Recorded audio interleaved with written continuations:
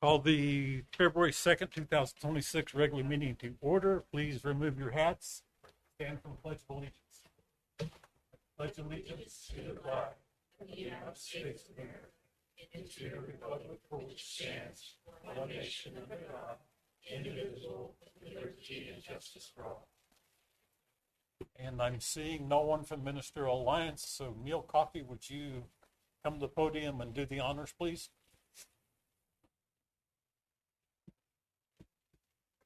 Let us pray. Our Heavenly Father, we thank you so much for the bountiful blessings you have given us in our life. We thank you for the weather, the cold, and the warm. Father, we ask you to be with us tonight in this room.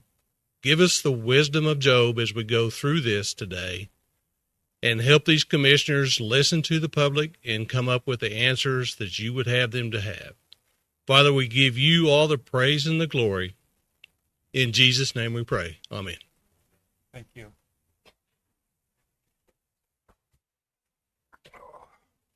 Okay, do we have any citizens that are wanting to address the commission? If so, okay. If you would state your name and address, please. Not that we don't know who you are, but for the record. Good evening, Commissioners. Gene Ward. I live at 1980 North Calhoun, or 501 North Washington.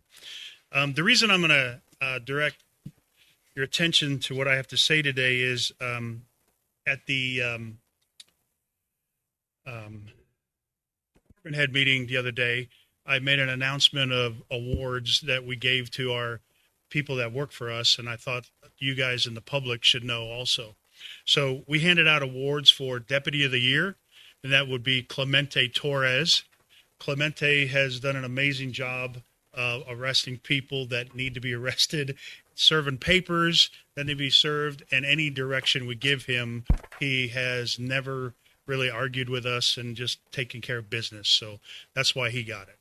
We also have Detention Officer of the Year. That is Mackenzie Furman.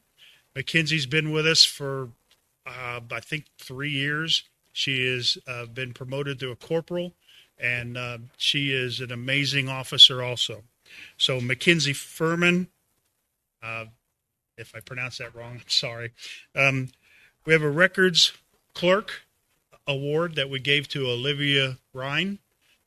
Olivia has taken on numerous more other tasks, if you will, since we've eliminated a couple positions through the Records Division.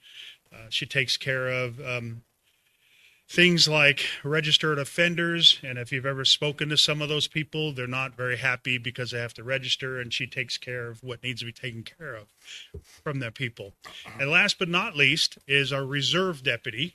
His name is Troy McCarter. You also may know him as one of the, I think he's a vice principal of the high school. And Troy is been a reserve for us for a number of years, and he is very exceptional in his job. So we decided to give that recognition to him. So we gave 4 people awards this year, and that's what those are. If you look on our Facebook page, they're also there with their plaques and a little bio about them. So thank you for your time. Thank you. April, could you prepare congratulations slash thank you cards for these 4 so that the commissioners can sign them? Thank you. Do we have anyone else that wants to address the commission? Okay. Again, state your name and address, and the presentations will be limited to 5 minutes unless extended by a vote of the commission. My name is Carolyn Huddleston, and my address is 316 West 7th Street in Liberal, Kansas. When I was going through the end-of-year pay records, I noticed that a lot of the entries for the employees' pay represented benefits rather than pay for doing their jobs, and I got to wondering how much that would add up to. The first paper in your pile is a sample of the data I was looking at so you can understand what I did.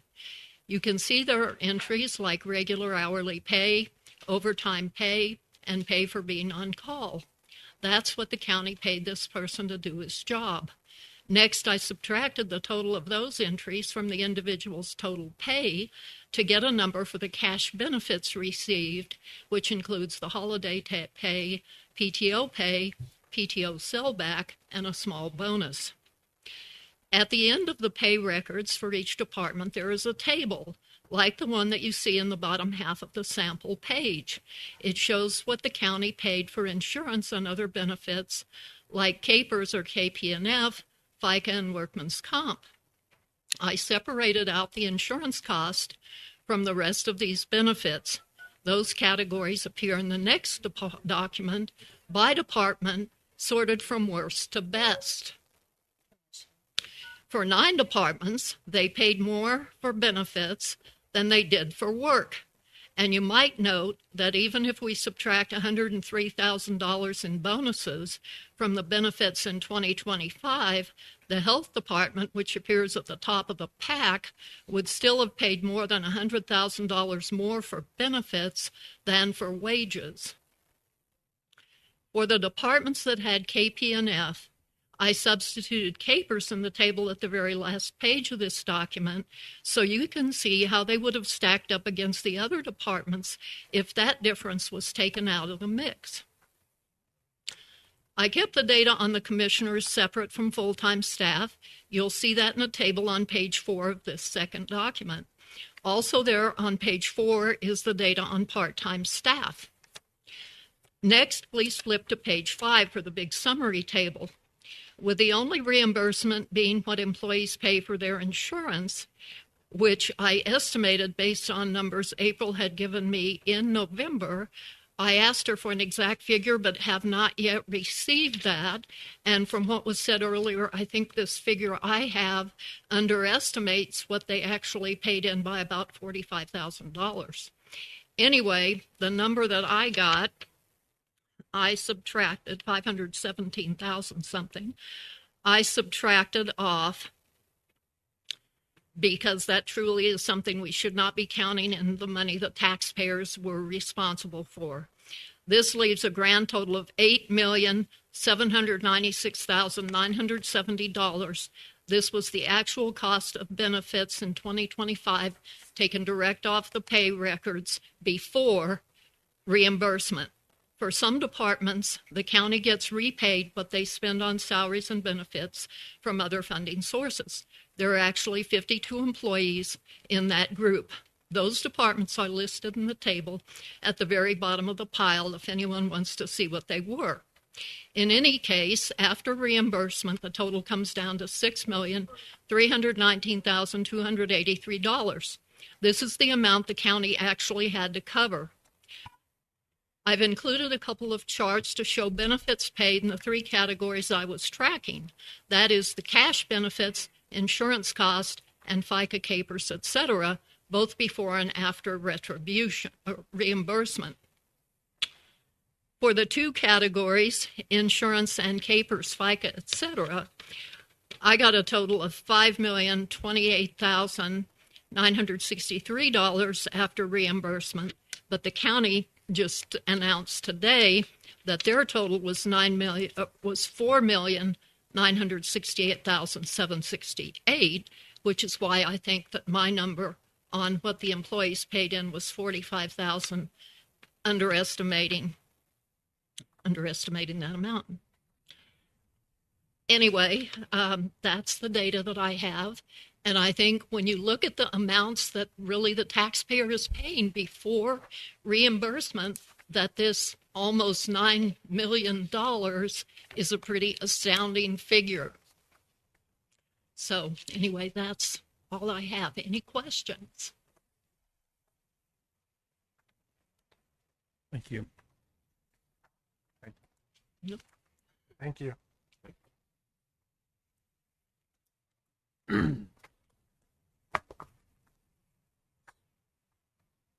So do we have any other citizens wanting to address the commission?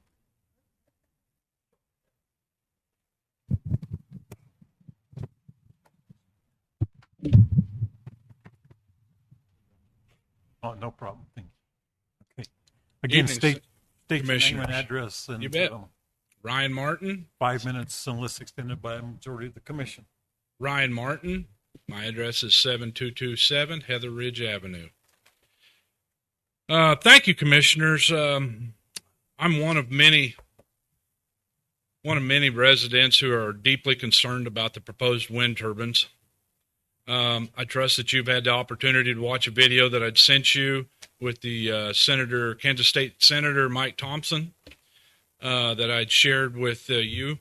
And for anyone else who would like to view that, you can just go onto YouTube and look up Kansas State Senator Mike Thompson wind turbines if you have trouble finding it. If you have trouble finding it, also contact to the citizens, I guess I'd say contact your commissioners or planning and zoning members. Commissioners, I raised 6 children, and I taught each one of them to stand up for what's right, even if it's not popular. If I were to take a back seat on this issue, I would be nothing short of a hypocrite in their eyes. I'm here tonight to encourage you implementing a 1-year mandatorium on the proposed wind farm. This would give Commission and Planning and Zoning, possibly Citizens Focus Group, time to review and update regulations for the wind turbines. Regulations that Seward County clearly does not have in place. I encourage you to look at a moratorium, much like Harvey County and many of the other counties, much like Barton County, who had implemented one and has now made the regulations after their moratorium. One regulation that urgently needs reviewed is the 1,000-foot setback from neighboring residents. I find it unreasonable that a 600-foot tall turbine could be placed 1,000 feet from someone's back door. In my opinion, the turbine should be no closer than 2 miles from a neighbor's home. Other major concerns and one that hasn't been talked about, was the proximity to our airport. We're fortunate enough to have one of the longest and widest runways of any non-controlled towered airport around. Because it is non-controlled towered, many pilots approach at varying altitudes and distances. Now, while I do believe that each one of them could see the obnoxious red beacons, they're bright enough that even Ray Charles would squint. The wind turbines create turbulence that would be extremely dangerous to student pilots. A neighboring county, Stevens County, has implemented a 6-mile setback around their small airport.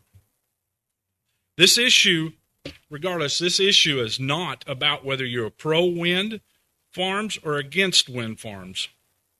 This is about the lack in adequate regulations in Seward County. Right now, a citizen faces more regulations to build a shed, drill a water well, or install a septic system than a wind company does to erect a massive industrial wind turbine.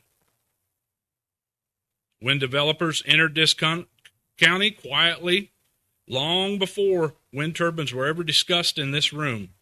They targeted absentee landowners, many of whom do not live in Seward County and have little at stake. Of the 41 landowners involved in the proposed Thresher Wind project, 26 live outside the county. Since August, a large group of growing concerned citizens has raised this issue with planning and zoning. We have seen no meaningful changes to setbacks or protections for neighboring property owners. Some citizens have even been told that updating regulations could lead to a lawsuit. I find it troubling that a Chicago-based company can come into our county and use that kind of pressure. I truly believe the primary goal of this developer is to build the project, collect government subsidies, and sell it off, leaving Seward County with pennies compared to the millions of dollars that they'll make. If proposed conditional use permit is approved as it stands, Seward County will look like a pincushion with turbines scattered all across the landscape. There's no denying this, as landowners have been solicited from corner to corner of this county. Commissioners, I appreciate your service. I appreciate your commitment to health, safety, and welfare of this community, all of which I believe are currently at stake. Lastly, I'm holding a Seward County history book. This history book has been passed down for 3 generations to me. Whether you like it or not, you will be part of the next history book. and I urge you to be on the right side of history. The scars left by these wind turbines, whether they remain standing or eventually removed, will last forever, for eternity. This is not removing thousands of tons of buried concrete. The decision will affect future homes, pipelines, and generations to come. I again urge you to consider a moratorium, and I urge you to look over the regulations on these wind turbines, and we start putting forth steadfast regulations on them. Thank you very much. Thank you. Anyone else? Okay. So we move to the agenda. Do we have any additions or deletions? We do have 2 additions, Commissioner Helm. We need to add treasurer timeline for the revenue neutral refund. I believe Mary Rose and Annabelle are going to lead that presentation. So we can make that 3A. And then I do need to talk to you this evening about starting wages for a couple of positions that we have outstanding candidates waiting to hear back from us on hiring. So we can make that 4A.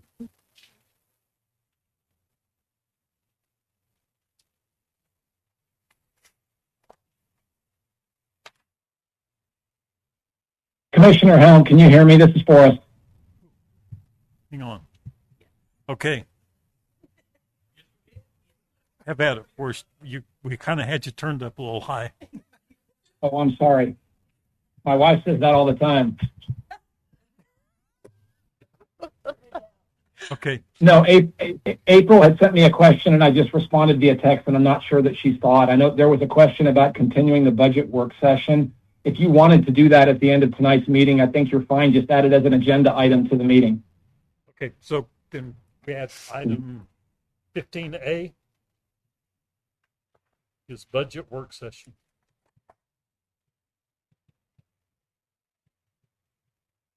Okay. Thank you, Forrest. Do I have a motion to add those 3 items to the agenda? Mr. Chairman, I make a motion. We add agenda item 3A for the treasurer, 4A for the salary discussion, and 15A to continue the budget work session. Okay. Do I have a second? Second. So I have a motion by Commissioner Stanton, a second by Commissioner Lauterbach to add item 3A, which is treasury report on R&R, 4A, which is wages/salaries, and 15A, which is the budget work session. So all in favor, raise your right hand. Motion passes 5-0. Okay, so do I have a motion to approve the amended agenda? So moved. I have a motion to approve the amended agenda by Commissioner Vasquez, a second by Commissioner Matlin. All in favor, raise your right hand. Motion passes 5-0. Sometimes that just happens. So do we have a motion to approve the consent agenda as presented? So moved. Do we have a second? Second. I have a motion by Commissioner Stanton, a second by Commissioner Vasquez to approve the consent agenda. All in favor, raise your right hands. Motion passes 5-0. Move to item 3 is new employees. None present. Okay. Item 3A. Mary?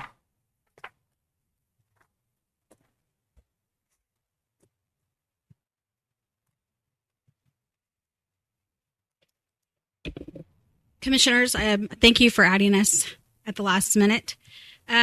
So I did hand out, Mary Rose, County Treasurer, I did hand out to you guys the possible timeline for the tax season rewind. And with that being said, there is some some stuff that I do want to go over with you. I do want you to know that when I was typing this up, I was rocking and rolling, and I just kept continuing on into January of 2025. But those conversations happened in 2026. So I wanted to give you a timeline that the Treasurer's Office has been working on this since December 12th of 2025, of possibly having to do the work. But the reason for us to come in before you today is I asked for approval. When we specifically came upon this, a discussion was made to open a checking account specifically for the 2025-2026 R&R refund checks. As of 1/23 of 2026, 26,689 payments were taken for the 2025 taxes. Therefore, at least that number of checks will need to be generated if we do have to generate refunds. Refunds could be any dollar amount. Checks will have to we would ask that checks start with a different number, which would probably be a 9. And this will allow us to be part of the process with the signatures as well. Annabelle, my deputy, handles the internal banking system and reconciliation, receipting in and out, positive pay, etc. with the bank accounts. I do want to add that the first reply to open the bank account was a hard no, but upon talking with her, and my office had a Zoom meeting with the software company on 1/29, she was not aware of the number of checks that would be produced, and so she's going to discuss with you why she would like to open up a separate checking account. I do want you to, before she does that, I want to give some clarification. Currently in the treasurer's office, myself, my treasurer, and my treasurer clerk are the 3 who sign off on the treasurer's check. We have a second signature that is required for checks and balances, and that second signature on those checks will not be able to come from my office. Therefore, at this time, I would like direction onto who we would like to implement to do that second signature on these checks. It also, with that being said, I do want you guys to understand that there are Plan A is we're working 24 hours a day. We have 2 shifts. So day shift is easy to find a signature. Night shift is going to be the struggler of trying to find somebody to come in and sign during the night. I do want, I threw some stuff out there. As the commissioners want to come in and rotate and put their John Hancock on those checks. It would be approximately 2,000 signatures needed on each check in a 12-hour period. And so I do want to have some discussion on that. The also side note I would like to give before she gives you why she needs it is we are anticipating only 180 days for this checking account to be open. We are anticipating for it to write the checks, hold the checks, and after 180 days, if it is not cash, we will send that over to the state treasurer as unclaimed funds and get that off of our books. So I'll let Annabelle explain to you why she wants to, feels like this will be a necessity for her. Good evening, Commissioners. My name is Annabelle Kleinsmith, and I'm the Deputy Treasurer. And I'm here this evening trying to request a special checking account for these RNR refunds. The reason pretty much is to make it so simple, more easier and smooth on the way we are going to process these checks. Will be easier for us and will be more efficient, I think. At the time we're trying to reconcile these checks, by the time we keep the records of which ones are outstanding, which ones are going, if one customer have a question about this, it's going to be easier for us try to get those records and answer those questions, since probably the customer will be holding on the phone or waiting on the office. So that might be one of the reasons why we're trying to keep this apart, because we're talking about very substantial amount of checks, and I have already big volume of checks to reconcile, right?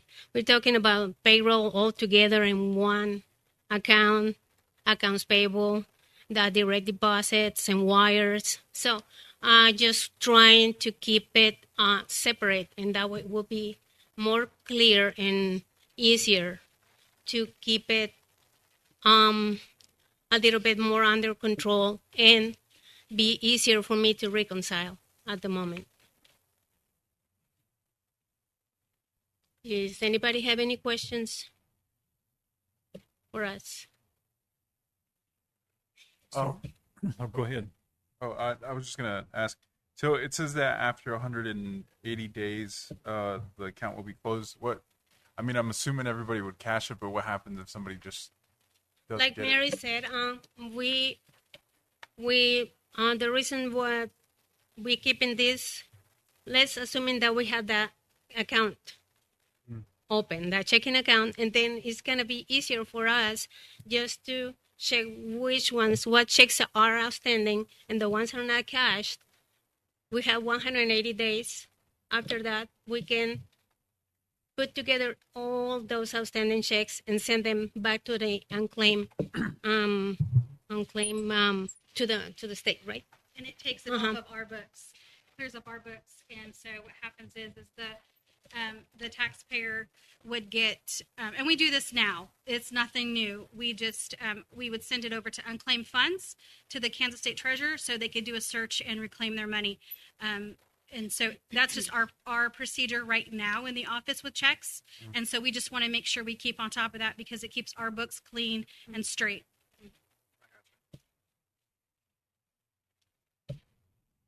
Any more questions? So I have a couple of questions.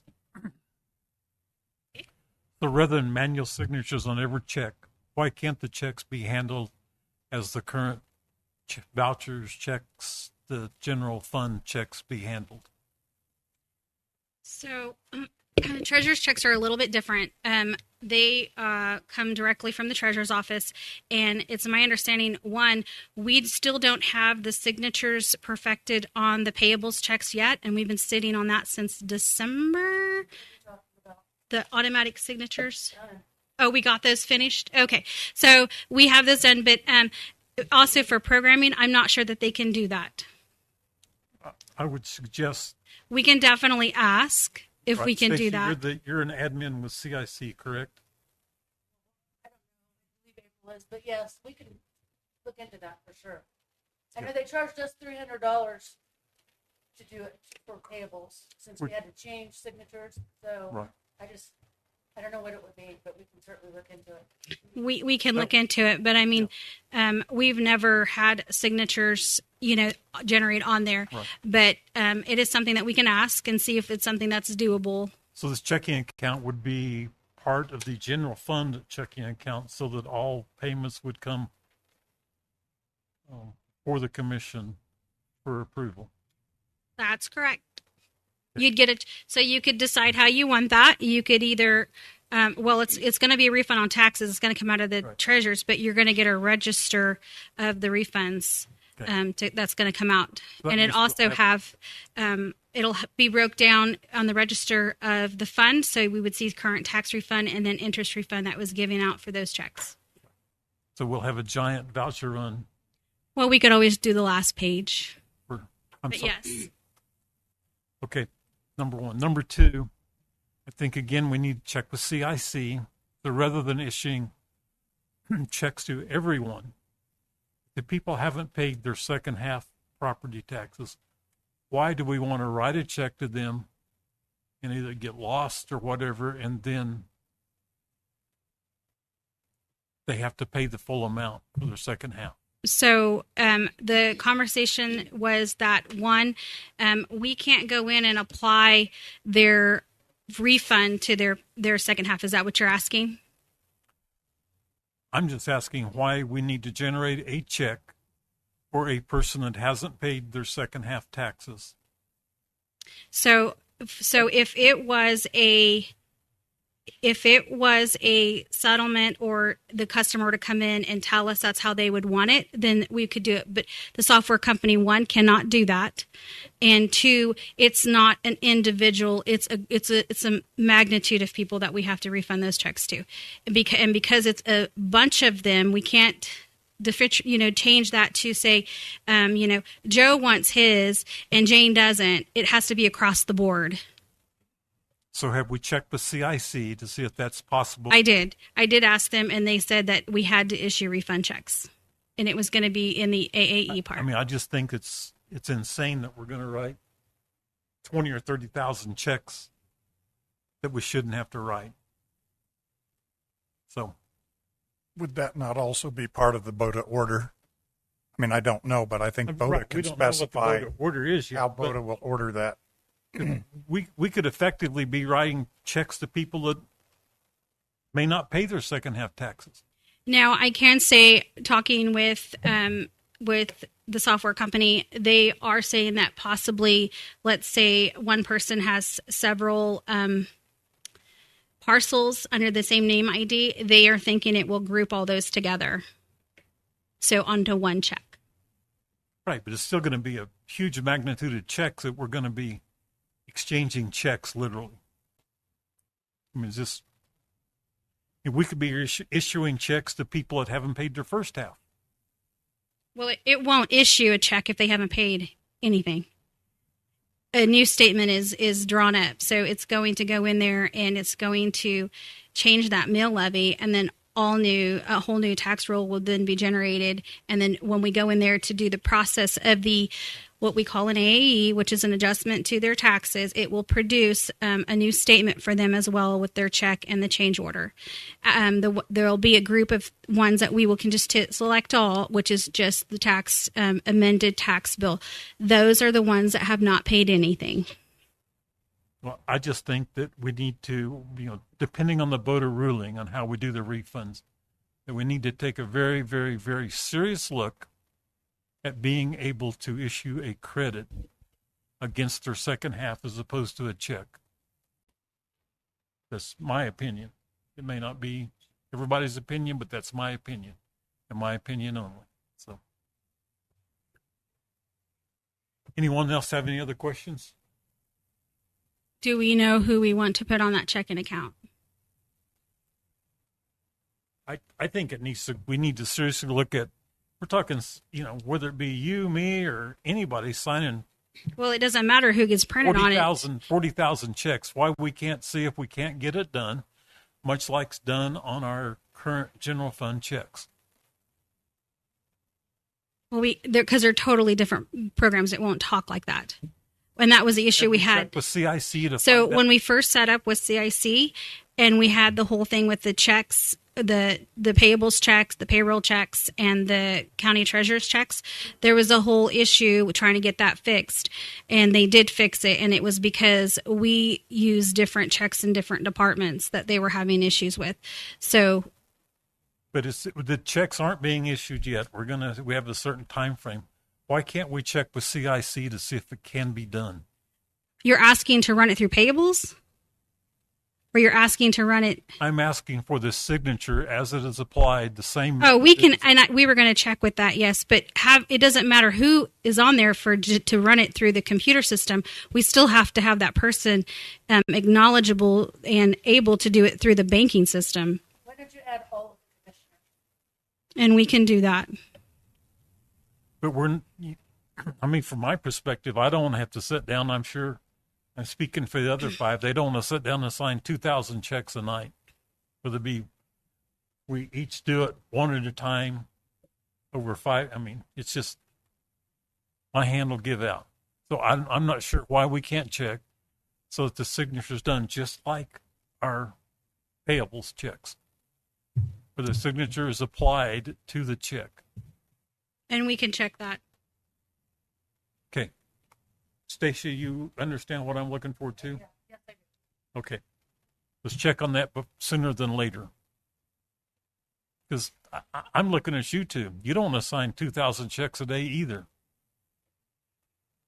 Well, we sign checks every day, and between but the three of us. You don't sign 2,000 a day. No, but I'm just saying that we were prepared to. Right. The $300 cost would be much, much less than the labor cost of signing those checks. So does the commission kind of think along the same line? Makes sense. Okay. All right. Thank Okay. you. So, I approve to get a checking account open then.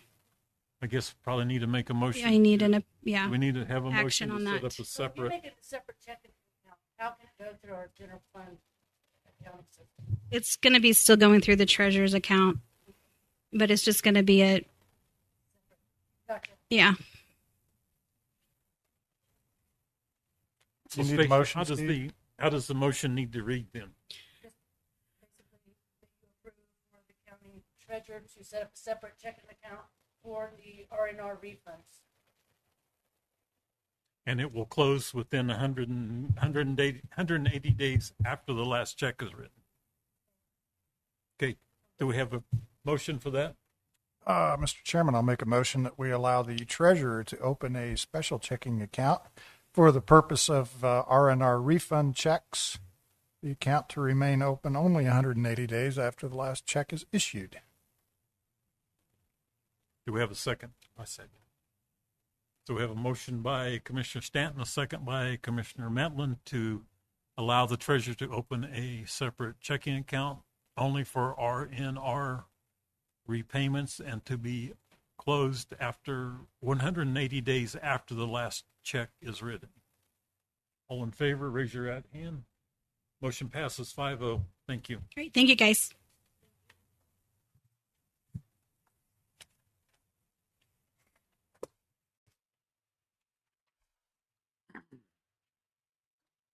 Item 4 is the proclamation for the February 2024. It says should be 26. Be proclaimed Black History Month. Christine Hammond.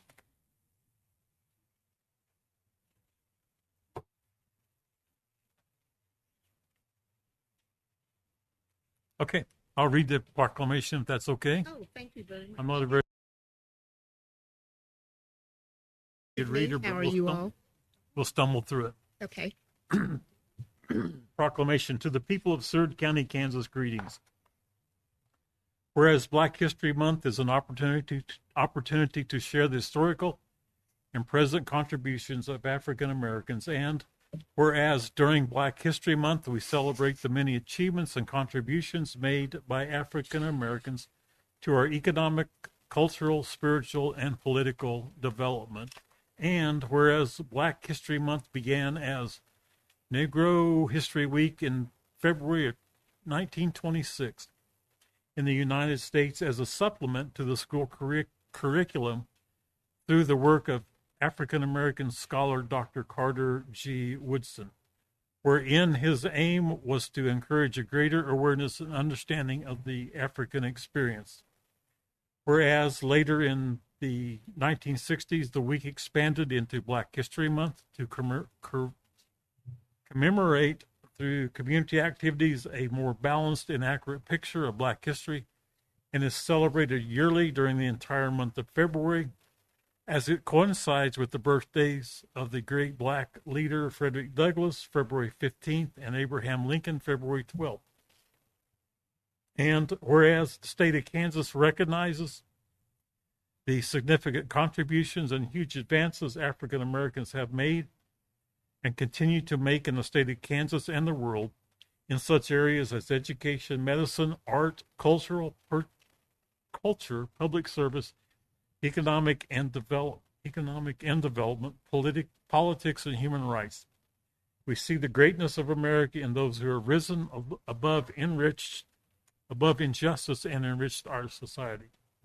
Now, therefore, we, the Board of County Commissioners, Seward County, Kansas, do hereby proclaim February 2026 as Black History Month in Seward County, Kansas, and urge all citizens to celebrate our diverse heritage and culture and continue our efforts to create a world that is more just, peaceful, and prosperous for all.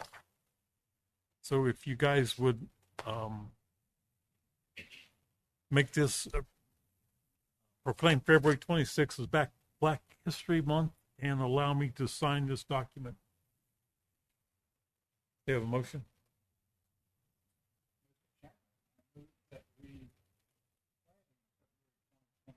Mr.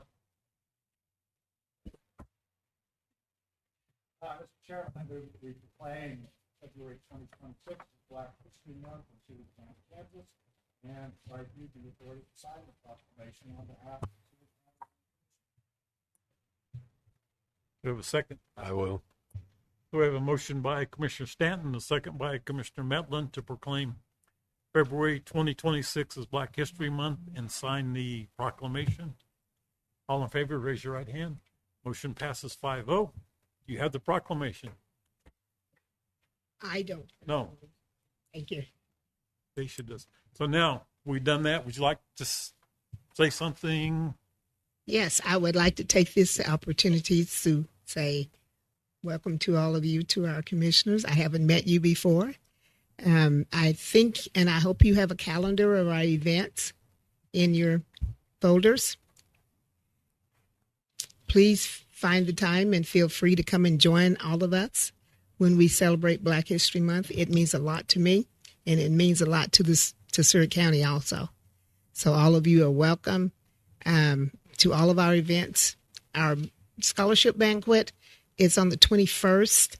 We have several applications for scholarships this year, and we will be donating scholarship awards to 3 students and maybe 4, because the county has been very generous, not you yourselves, I don't mean that. People in the county has been very generous and donated to us and help us to raise funds for our scholarships. So please, I hope you find the time, and if any of you would like tickets to our banquet, you can call me or just tell Miss April and she'll get a hold of me. Thank you very much. We appreciate it. Thank you very much for your time.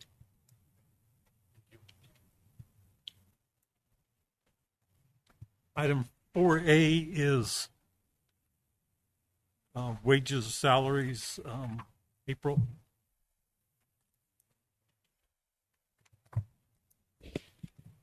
Good evening, Commissioners.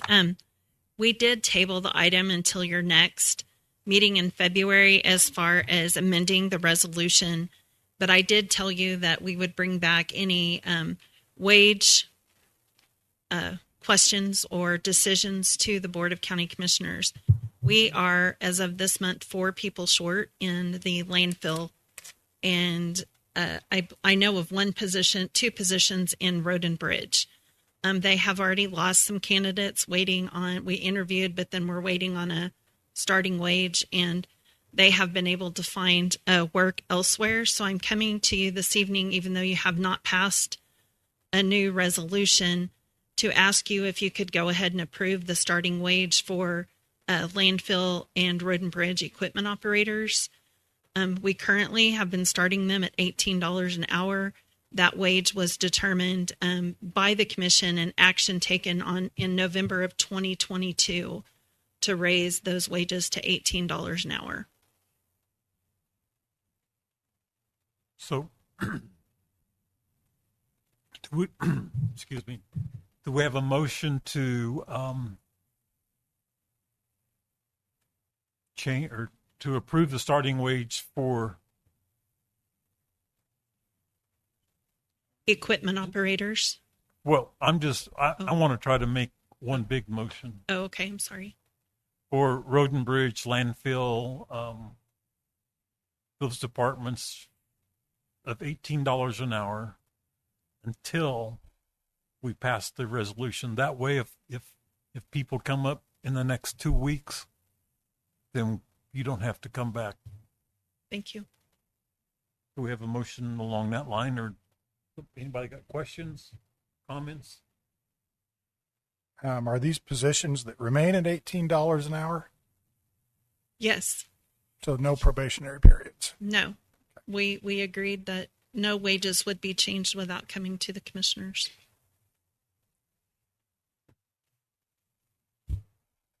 I'll make that motion that we, for the landfill and the Road and Bridge, $18 an hour until we pass our resolution that we're going to adopt later. Is that what you're after?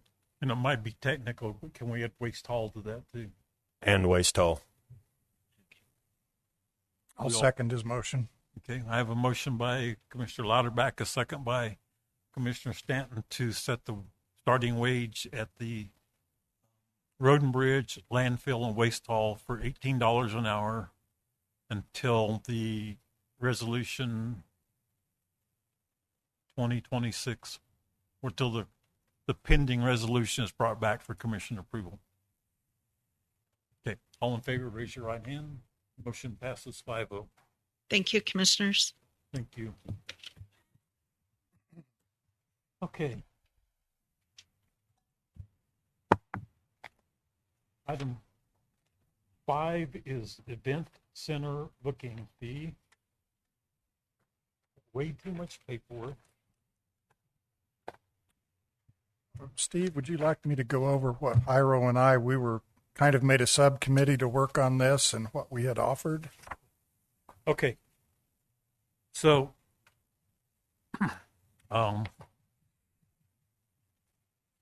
purpose is to request that the booking fee for the activity center be waived or reduced to a single fee that can roll over, and this is from Irma Anguiano. To my next event. I host 9 to 12 events annually, bringing in people from surrounding areas who contribute to the local economy by dining, staying in hotels, purchasing gas, and buying clothes in Liberal. She has owned a business in Liberal and Seward County for 20 years, starting with a restaurant, Vargas and La Hacienda. I have organized events at the activity center and rented the rodeo den arena for rodeos. Through these efforts, I bring many out-of-town visitors to our community. And I know Jairo and Commissioner Vasquez and Commissioner Stanton were tasked with kind of working up something and just see what you guys worked up.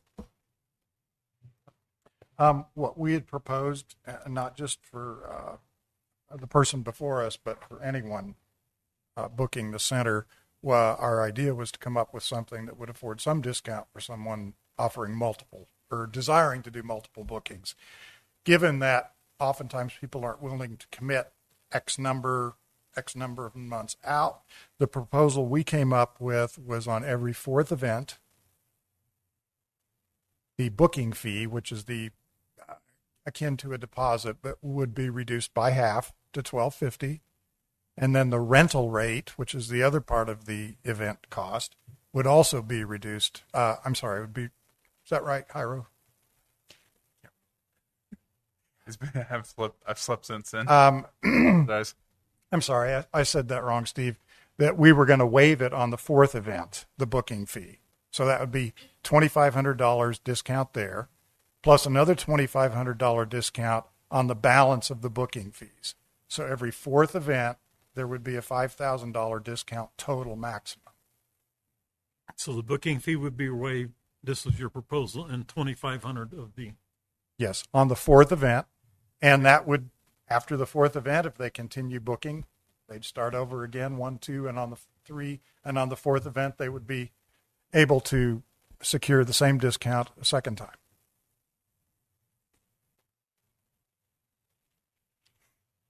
Okay. Did you work with Irma on that, or with Irma? We did. I thought Linda was going to be able to be here tonight. Irma's here if she wants to come. I guess I'm just asking. That's what you guys agreed to together. Yes, and Linda did speak with her. My understanding that the offer was not acceptable to her. Oh, that offer. But that Linda was going to try to speak with her again. I don't know if that has occurred. I think there was just some misunderstanding about the offer.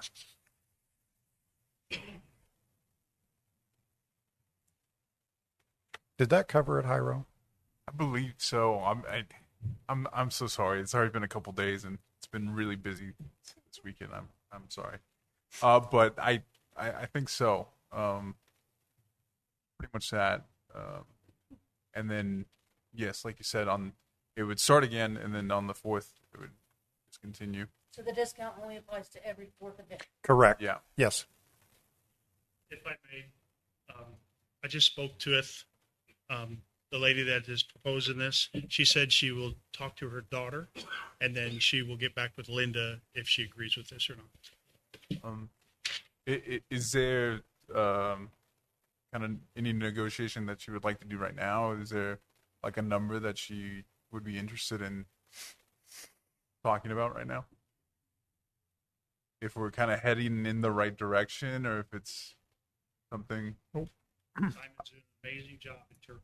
Yeah, I just want her and everybody else to know that, I mean, we do want events to happen here, and we're willing to negotiate. And we have negotiated, and it requires commission approval. Yeah. So.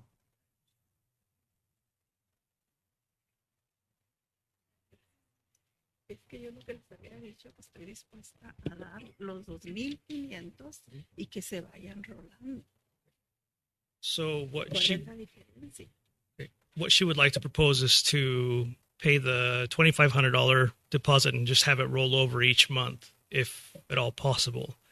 Because what she's saying is $2,500 each month for 3 months is quite a bit of money. Sí, es que yo lo que quiero es que se vaya pasando y seguir haciendo eventos, porque pues, mientras que me lo resuelven, ya voy 2 para Garden. Marzo y abril me voy a llevar 2 para Garden. Entonces yo lo que quiero es que se quede el dinero aquí, si quieren, ¿me entiende? Ayudarme. Okay. So she's had to schedule a couple of events already in Garden due to the higher cost. So she would like to keep the business here in Seward County if she could work with the commission on rolling over that $2,500 deposit each month. Eso es lo que yo les traje el otro día, de que estoy dispuesta a los 2,500, pero que se vaya haciendo cada evento. Si en 30 días no les aviso, se pueden quedar con el depósito. Okay. What she's saying, this is what she had proposed last time she was here, to pay the $2,500 deposit and have it roll over. And if there's no event scheduled in the 30 days, then the deposit would be non-refundable. She's aware of that. But if she were to schedule another event before the 30 days are up, then she would like it just to roll over to the next month. So what I had kind of written down for the other commissioners was we would roll over half of the booking fee based on 8 events this year in 26. We don't have 8 open weekends in 20. We do not any longer have 8 open weekends in the year. According to Linda, we're down to 6.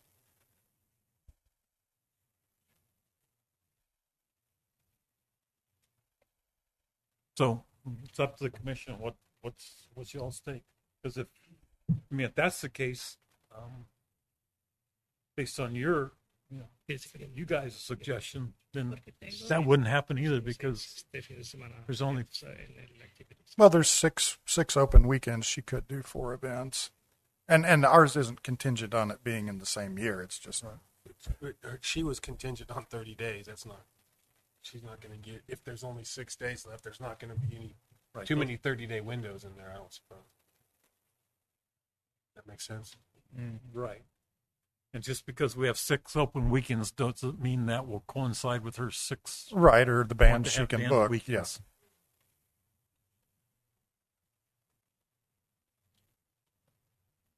So your proposal would be to, reduce the booking fee by half. Well, it'd be to roll over the booking fee, half the booking fee each time. But use a minimum number. I put 8, but if we don't have 8 open weekends, then that's not a good move. What does she think about that? About just doing half of the booking fee rolling over? Con diseños pueden darle la mitad para que se mueva al otro mes. La mitad del depósito, no los 2,500, serían 1,250. Pues déjenme lo pienso. She'll think about it and then get back to the commission. Well, we kind of need, I mean, I guess, if we table it, we kind of need to we kind of need to get this set. Yeah.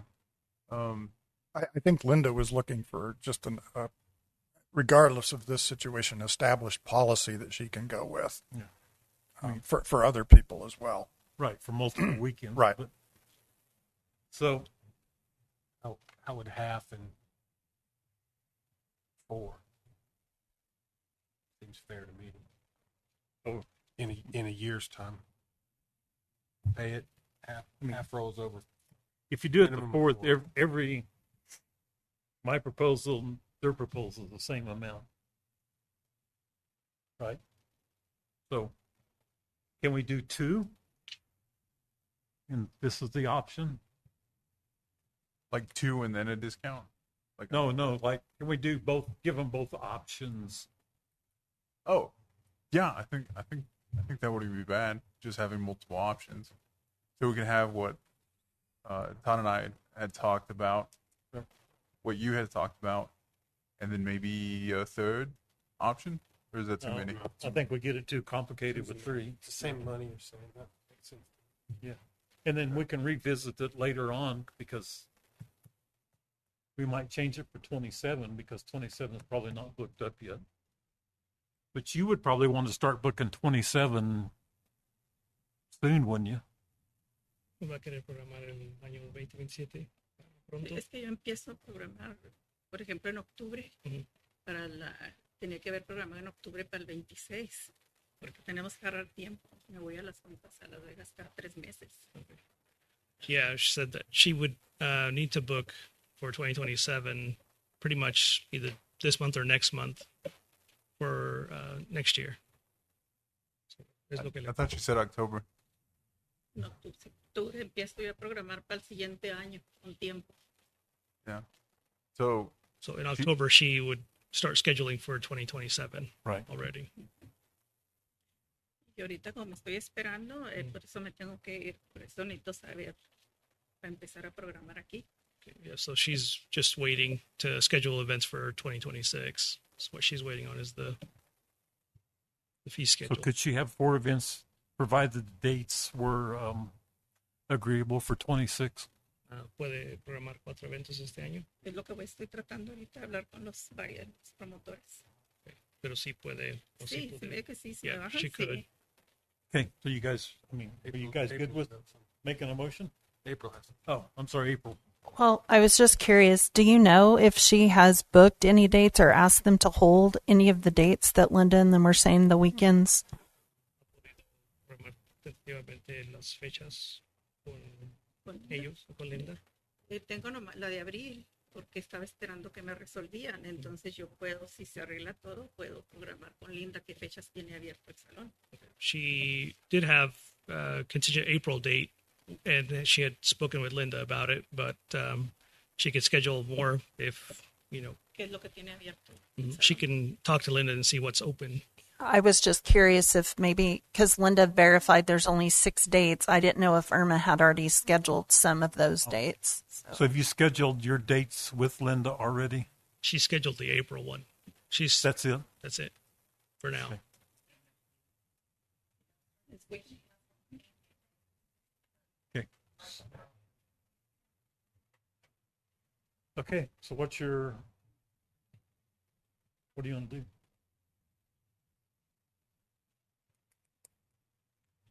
I'm fine with what you guys did and if you guys want to give. If you want to do it an either or, but I think we should also say that the idea we would roll the 2,500 continually is not something we're going to entertain, just so that that's understood. No, just for the 26, the 4, provided the number of, so the motion should be, Todd, you're good at making motions. So the motion should be that for every 4th event, that the booking fee would be waived on the 4th event, and the rental would be reduced $2,500 on the fourth event, or the other option, and we can vote on both options. The other option would be to roll over $1,250 of the booking Essentially fee, rolling over half of it. roll over half of the booking fee, and both of these items are contingent upon having 4 events in 2026. Está bien. Mañana voy con Limpia que me hagan como siempre que la sigue. She's good with that. She can talk to Linda so that she can. And then we can, this is January, so maybe June or July we can revisit what 27 would be. Give plenty of time to book events, but know what it was up front. Pueden revisitarlo en junio de este año para el año que viene, para el 2027. Okay. Motion. So Todd made. Okay, Mr. Chairman, I propose that for the event center booking, the main building, that we'll have 2 options. The first is for every 4th event, the booking fee of $2,500 will be waived, and in addition, the total rental package will be discounted a further $2,500. The second option that the potential client can adopt is that for 4 or more events, for 4 events, the $1,250 booking fee, $1,250 of the booking fee can be rolled over from one event to the next. For 2026. For 2026 only.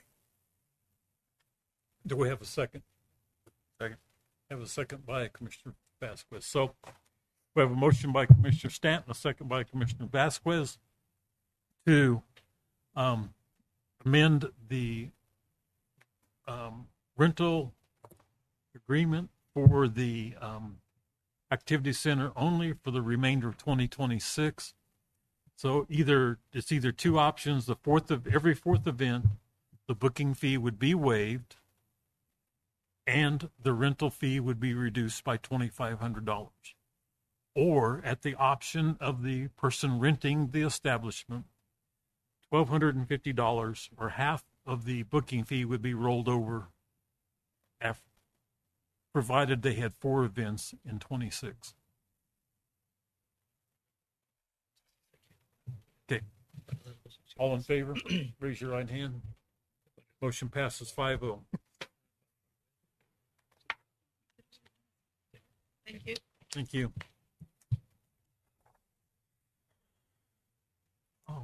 Item 6 is the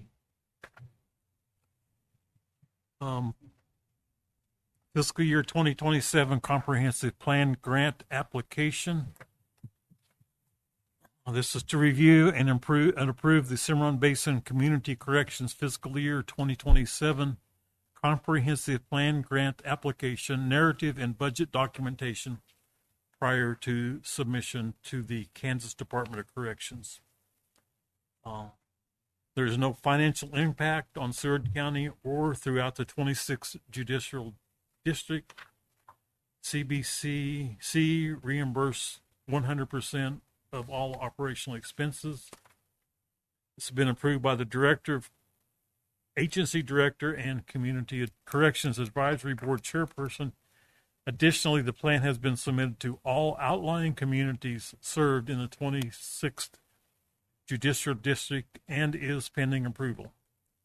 The recommendation is to approve the 2027 fiscal year comprehensive plan grant and be approved for submission to the Kansas Department of Corrections.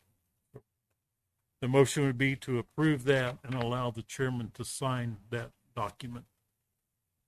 Does anyone have any questions of Kayla Janko? Okay, do I have a motion? Well, Mr. Chairman, I move that we approve the application of the fiscal year 27 comprehensive plan grant application for Cimarron Basin, authorizing you to sign on behalf of the host county, which is Seward County. Second? I will. Have a motion by Commissioner Stanton, a second by Commissioner Louderback to approve the fiscal year 2027 comprehensive plan grant application to be for submission to the Kansas Department of Corrections and to allow me to sign that. All in favor, raise your right hand. Motion passes 5-0. You sure may.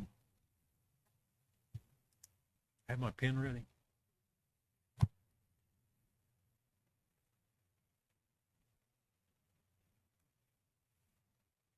Thank you. I appreciate it.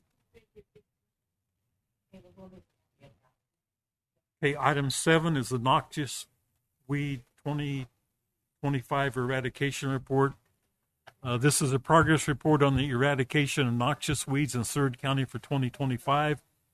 It reflects the estimate of noxious weeds in the county and where they are and chemicals sprayed and sold for the treatment of them. Each year, this report goes before the Commission for review and then is sent to the Kansas Department of Agriculture. Also, by signing this report, we're indicated it will certify that John Geringer is as the Seward County Weed Director for 2026. The annual report is required by the state of Kansas to show what progress is being made in Seward County in controlling noxious weeds. By state statute, all property owners are required to control noxious weeds on their property. There's no financial impact to Seward County. This report is ready to be forwarded to the Kansas Department of Agriculture as soon as it is reviewed and signed by the Commission. So if we could have does anybody have any questions of Mr. Geringer, Noxious Weed Director? Okay. Apparently you're doing good. Keeping them killed. So I have a motion to approve this report and requires my signature, right? Or requires all county multiple of commissioners it, yes. Aaron. So moved. Okay, do I have a second? Second. I have a motion by Commissioner Stanton, a second by Commissioner Matlin to approve the 2025 noxious weed eradication report, and all commissioners to sign it. So all in favor, raise your right hand. Motion passes 5-0. Okay. You like for the commissioners to sign now or after the meeting? We can sign that. Is that okay if we sign it after the meeting? That way, or we can sign it. We can pass it along. Okay. So item number 8 is the 2026 noxious weed plan. The annual noxious weed plan reflects the acres treated and chemical sales for the year 2025 and the 2026 plan for treatment of noxious weeds in the county. This plan is required to be sent to Kansas Department of Agriculture at the end of each year. It's in our annual budget we just talked about a while ago. So the motion would be to approve the 2026 annual noxious weed program plan and Chair. and allow the chair to sign that document. So moved. Second. Again, we have a motion by Commissioner Stanton, a second by Commissioner Matlin to approve the 2026 annual noxious weed program and allow the chairman to sign that document. All in favor, raise your right hand. Motion passes 5-0. Okay.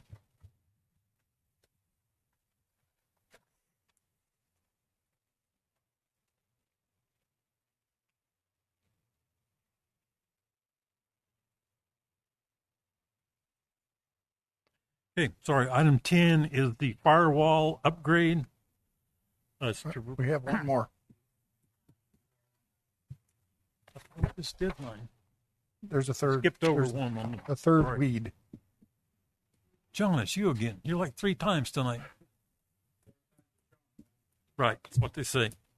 So this is the Seward County Noxious Weed KDOT agreement for 2026.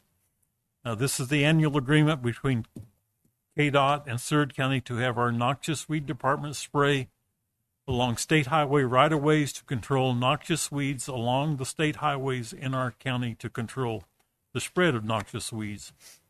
An annual agreement, KDOT will receive a monthly statement and invoices for spraying done and chemicals used throughout the year. KDOT will pay by check or electronic fund transfer off of that statement each month. Recommendation is to approve this the Seward County Noxious Weed and KDOT edition for 2026. And You sign. there's nowhere to sign, is there? Bottom of the last page. With the chair signature. Okay, and allow the chairman to sign the document. So moved. Second. We have a motion by Commissioner Stanton, a second by Commissioner Vasquez to approve the Seward County Noxious Weed and Kansas Department of Transportation Agreement for 2026 and allow me to sign it.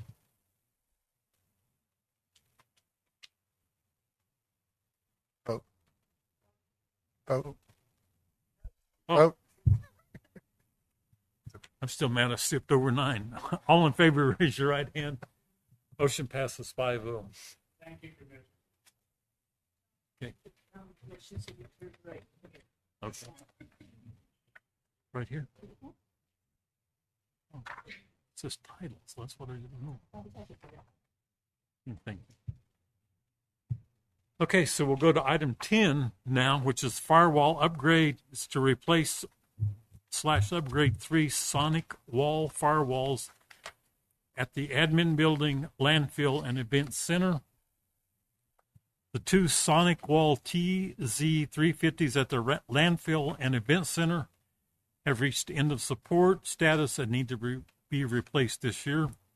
Sonic walls stopped providing technical support and firmware updates. It moved into limited retirement mode earlier, with support ending for Gen 6 devices around April of 26.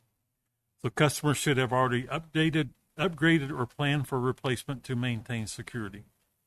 The Sonic Wall NSA 2650 in the admin building is also at the end of support status and needs to be replaced to maintain security as well. The 2 TZ380s come with a 3-year advanced edition subscription and are $1,565.20 each. The NSA 2800 comes with a 3-year advanced edition subscription and is $6,455.90. The total for all 3 is $9,586.30. If approved, it will come out of the County Technology Fund. The current firewalls mentioned are working and have served their purpose extremely well, but are at the end of life for the units in place now. As Sonic Wall will not be supporting these older firewall, it is imperative that we replace them now. The recommendation is to approve this purchase and have our firewall and our securities, and this would be coming from CDW. Okay. The motion would be to approve the purchase of these 3 firewalls for $9,586.30 from CDWG, and for the funds to come out of County Technology. And this is on the state contract, what state bid. So do we have a motion? So moved. Do we have a second? Okay. So we have a motion by Commissioner Stanton and a second. I forgot to ask, does anybody have any questions of Clayton? Okay. Very good. I have a motion by Commissioner Stanton, a second by Commissioner Metlin to approve the purchase of the 3 firewalls, total amount of $9,586.30 from CDW-G in the amount, the funds to come out of County Technology. And to waive, do we need, this is less than 10,000, but do we have to waive the purchasing policy? Okay, very well. All in favor, raise your right hand. Motion passes 5-0. Thank you. Item 11 is the fixed asset, 2025 fixed asset. The purpose is to have the Board of County Commissioners review and approve the 2025 fixed assets. Fixed assets are items of value over $1,000 which the county has bought and will use for an extended period of time. Fixed assets normally include items such as motor vehicles, furniture, office equipment, computers, fixtures, and fittings and machinery. Each department has reviewed and approved the fixed asset for their department. Doesn't cost us anything, so the motion would be to approve the 2025 fixed assets as presented. And the necessary deletions have been made? Sorry? The necessary deletions have been made from the prior year? I think it needs to be significantly updated. But that would be up, that's up to each department head to update their inventory. Stacia, she compiles a list, but I think we approve it, and then I think it needs to be a pretty high priority item that we get the department heads. If the computers aren't there, we have stuff from 2008, I think is what I've seen the first few pages. So somehow we need some means to get those off the list. Commissioner Helm, we do have a resolution that outlines our process for disposal of assets. And so at the next department head meeting, we'll just review that with the department heads and ask them to clean up the fixed assets according to that resolution. Right. Okay. And Stacia, this will be in your office for signature? There's no signature required, just a motion Oh, for the auditors. Yep. All right. I move that we approve the fixed assets list as presented by the county clerk for 2025. Second. Second it. I have a motion by Commissioner Stanton, a second by Commissioner Lauterbach to approve the 2025 fixed asset list. All in favor, raise your right hand. Motion passes 5-0.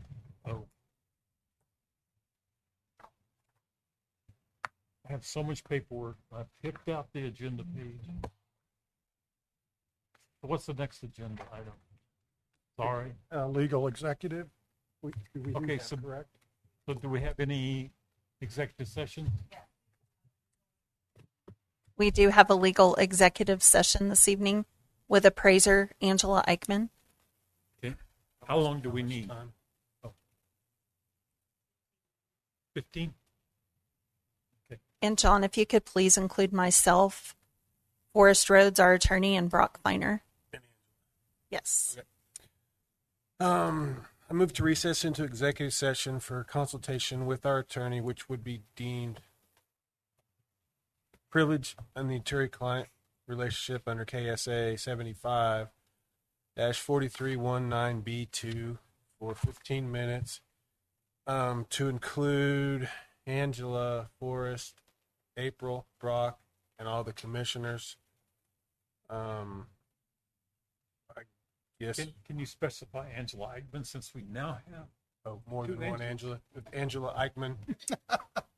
For 15 minutes to discuss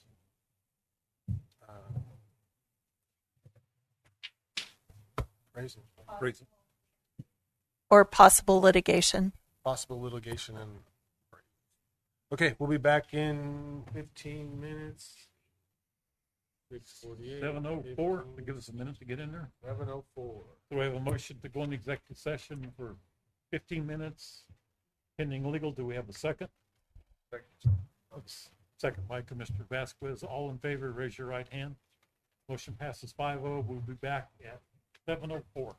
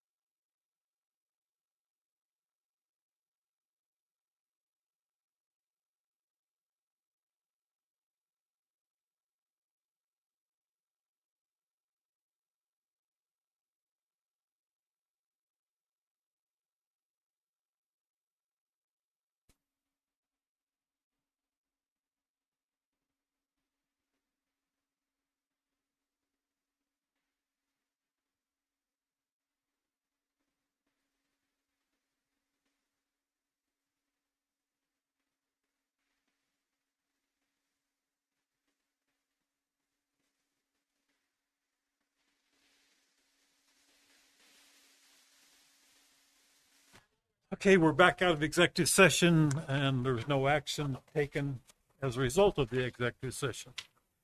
So we'll go to item 13, administration comments. April? Commissioners, I won't. Oh. I think you just have to turn him up, Steve. Okay. Okay. Okay. Okay, so you have nothing? I won't add anything tonight since we're still going to work on budget, so. Okay. Thank you. Item 14, commission comments. Iro. I just want to thank everybody for being here, and I know it's been a kind of long meetings, so I appreciate you guys being here and being proactive and working with us and everything that we're trying to do. I appreciate you guys a lot, and I hope that you guys know that. So, also I appreciate all of you guys for putting in the time and serving this community. So that's about it. I don't have anything tonight. Okay. I'm good. I'm ready for budget work. Okay. One thing I did have on my list, a couple things. I did go to the senior, whatever, Hiro, you passed that off to me, the senior center. Yeah. I kind of should feel insulted, but that's okay. I went to their meeting today, so. We're going to update the fixed asset list. So to keep all the commissioners informed, because there's kind of been, it's kind of been different directions. I would like to see a log kept of all the CIC issues, the specifics of the issues, and when they are resolved from every department in Seward County.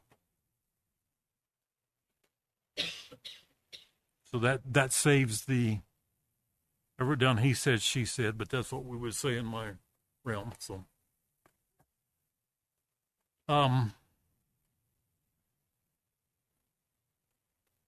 let's see. And the treasurer's office got all of the, after I found out the massive error in the interest calculations on past due accounts, you have those all corrected, correct? Okay. And open records request, just again, Stacia, are those all up to date to your knowledge? I know there's one outstanding that we're waiting. It's like a third party. It's not data that we have, but we notified the party that within the 3-day period, and we're simply waiting on the documentation. Is that correct? I believe so.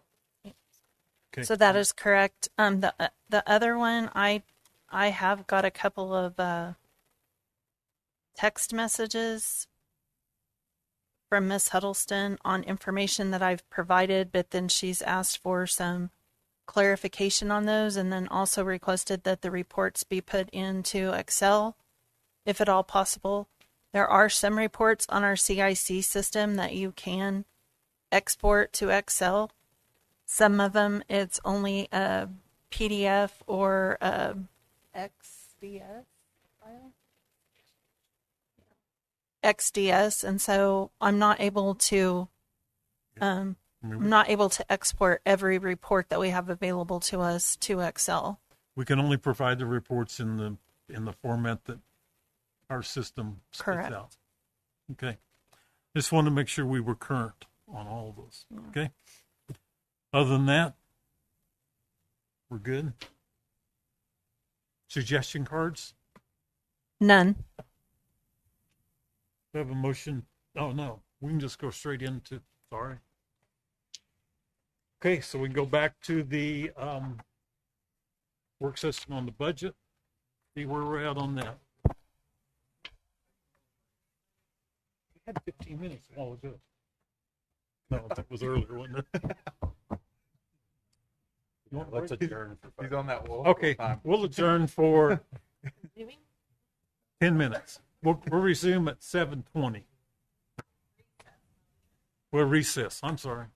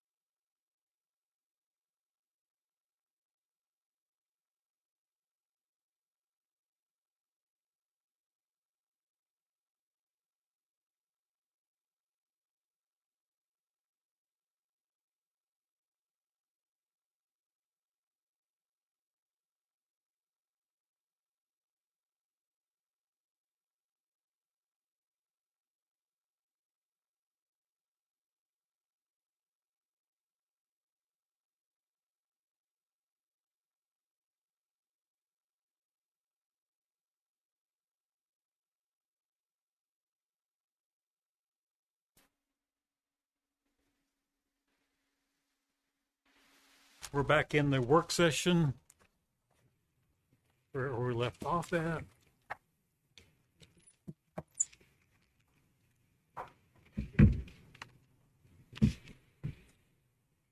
We were on Road and Bridge. We took care of Road and Bridge to my knowledge.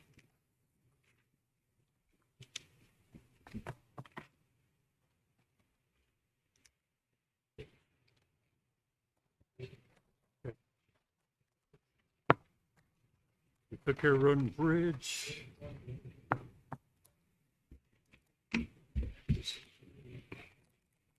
Restaurant. Probably not much we can do with restaurant.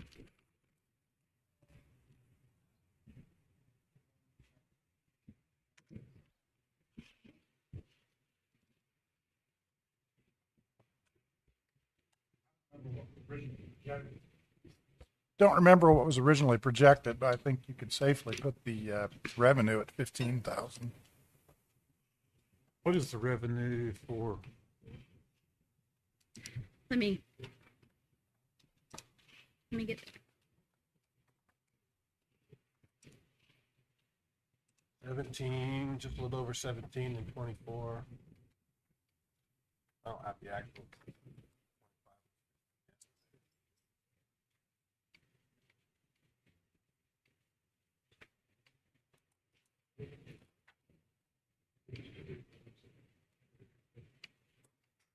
I left it at 66,000 with 15,000 income.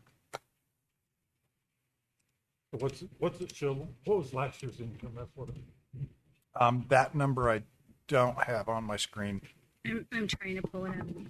Is this what? So Restlawn income for 2023 was 20,150 and 17,075 for 24. And it looks like 25 is low at 11,457. We were estimating 15,000 for 2026. Oh, so that was the estimate. Yes. Okay, I just left it the way it was. Yeah, let's just leave it alone. I think it's fine. Okay. County appraiser.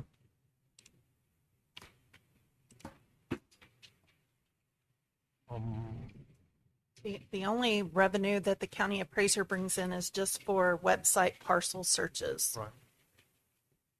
Those expenses we allowed, I mean, because we put in there for a special appraisal. Yep. So are we good And the with that? reason why it looks so drastically different is because last year, when we had to go back revenue neutral, we eliminated that line item out of her budget for the special appraisal, and then you put it back in. Okay. So it should be good, right? Okay. Other.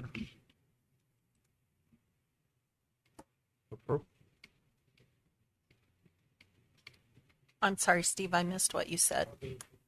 Oh, other appropriations. Okay, so what would that be?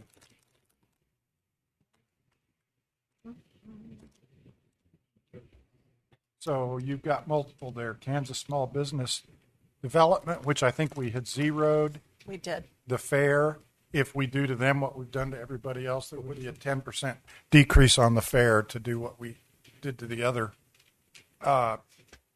people on the yellow list, as Clay calls it.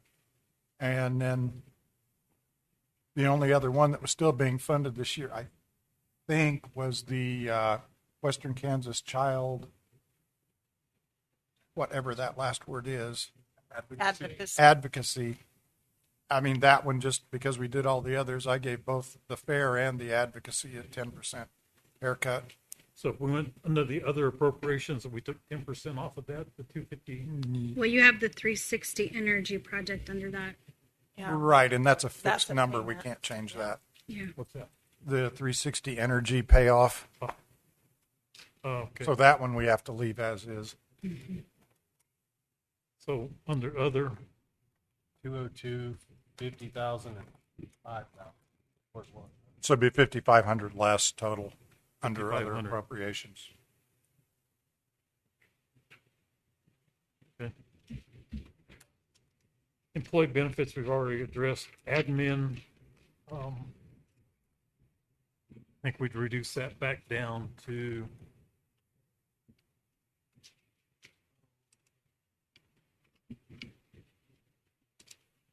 Is that where you took $1.5 million out? employee benefits, yes. Yeah, we kind of addressed that a while ago. Admin.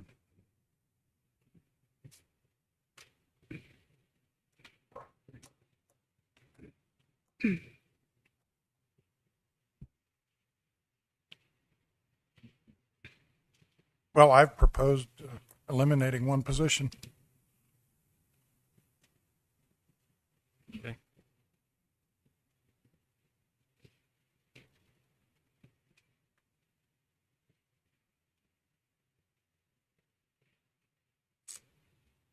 So that would return it back to, that'd be, Roughly 176. no, So if we eliminate a position, am I allowed to move Brock back to the landfill? I think that's a given. I was just, What was the question?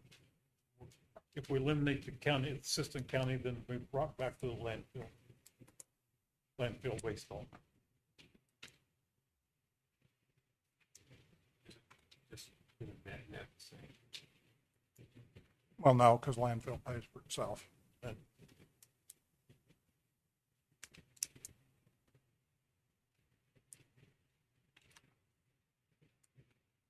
is that something that you're set on doing right now, or that we can look at after we've looked at the rest of the budget?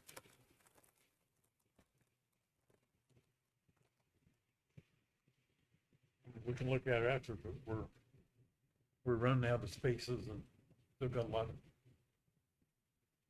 Okay. But I mean, to me, it's a given, go back, to return to landfill. Because it is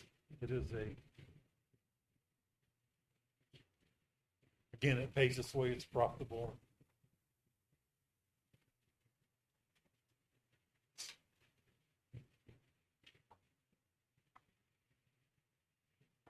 Let's come back to that. Okay.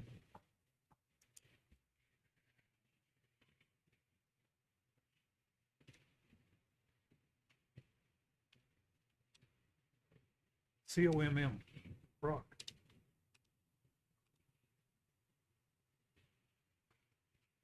What Oh, are you- that's the county, that's the commissioners, okay. All right.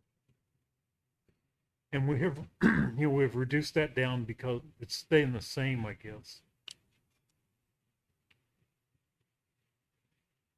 I've got it at 110,200 Yeah, we cut some off. with the reductions that we made the other day. Okay, so we knocked 8,000 off the commission then. Yes, that is correct.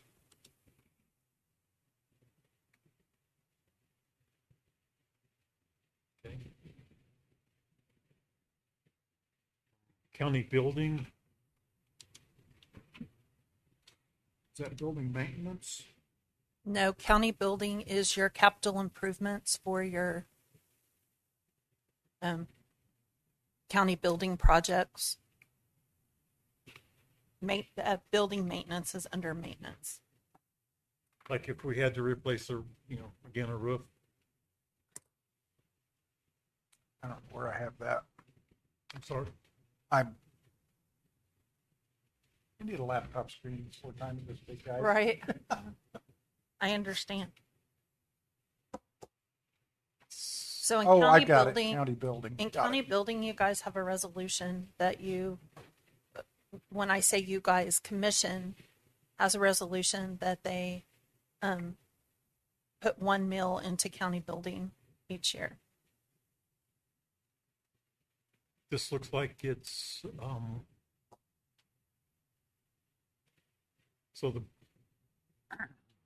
So this fund always has hundreds of thousands of dollars showing as transfers or revenues. And we've got 717,000 showing here as projection? What's against that? The transfers or anything else? For next, or this year? I can look at what we budgeted for.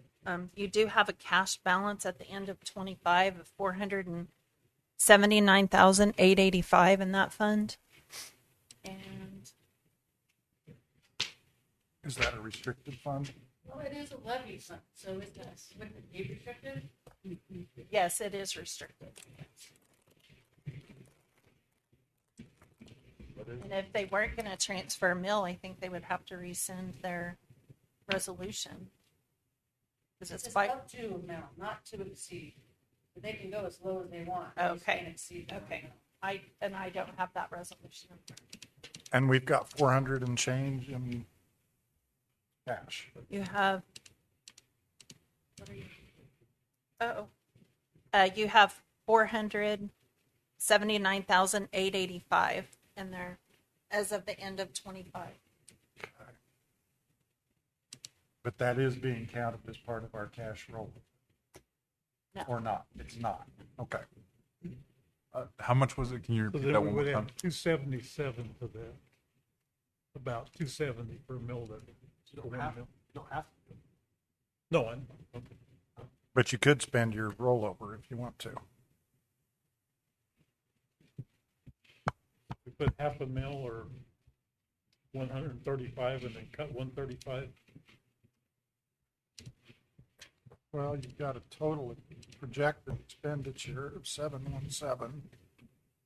If you actually spent everything that's in the account currently, your net needs 237 and change.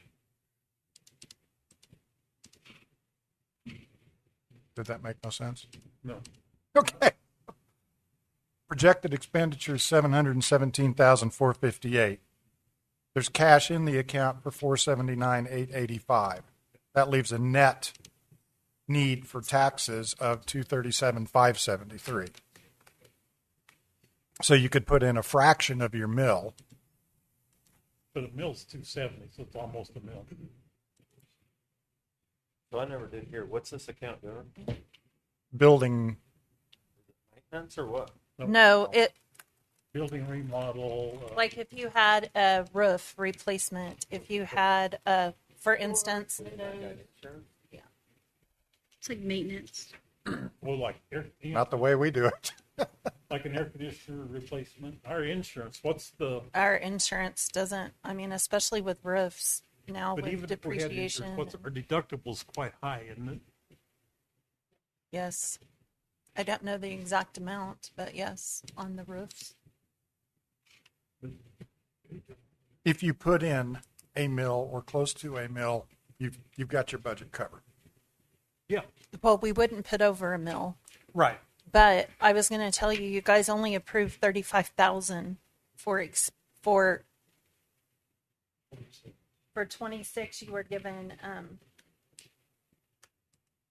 15,000 for a commercial water heater at the event center, $10,000 for replacement of locks at the jail, and $10,000 for them to blast and paint the 4-H barn. That's all we approved. So that's what we, Well, so where did that number come from? Wow. Okay. Because you have the resolution where you usually put a mill in there. Okay. Yeah. so then we take the 35,000 out? Need to leave it in. Still leaves the mill going in, or we just, No, if you wanted to go lower than the mill, 35,000 is what you we approved put for in for 2026. improvements? Mhm. But you still got 400,000 sitting there in cash, Yes. so there's no need to Don't need levy a whole mill.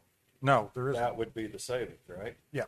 I would say, half a mill's about 135.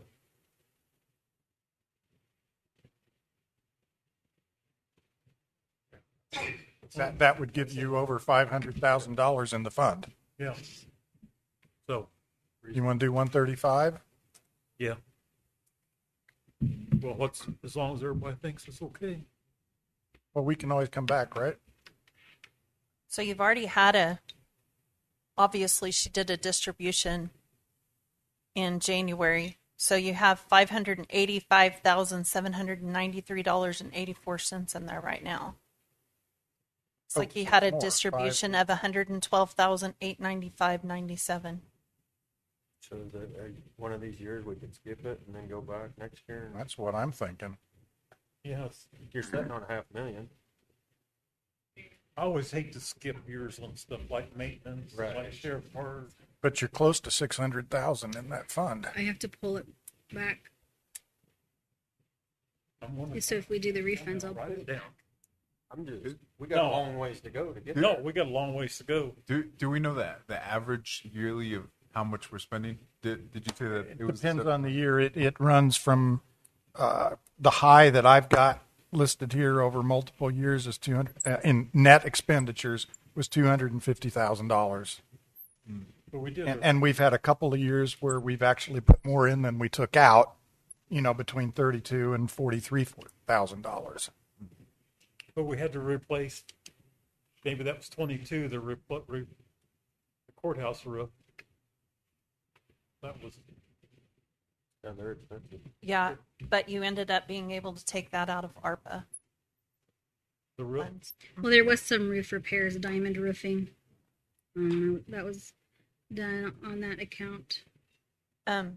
So for 2025, you spent $263,816.35. If you want me to pull up the general ledger to see what that was, I can do that.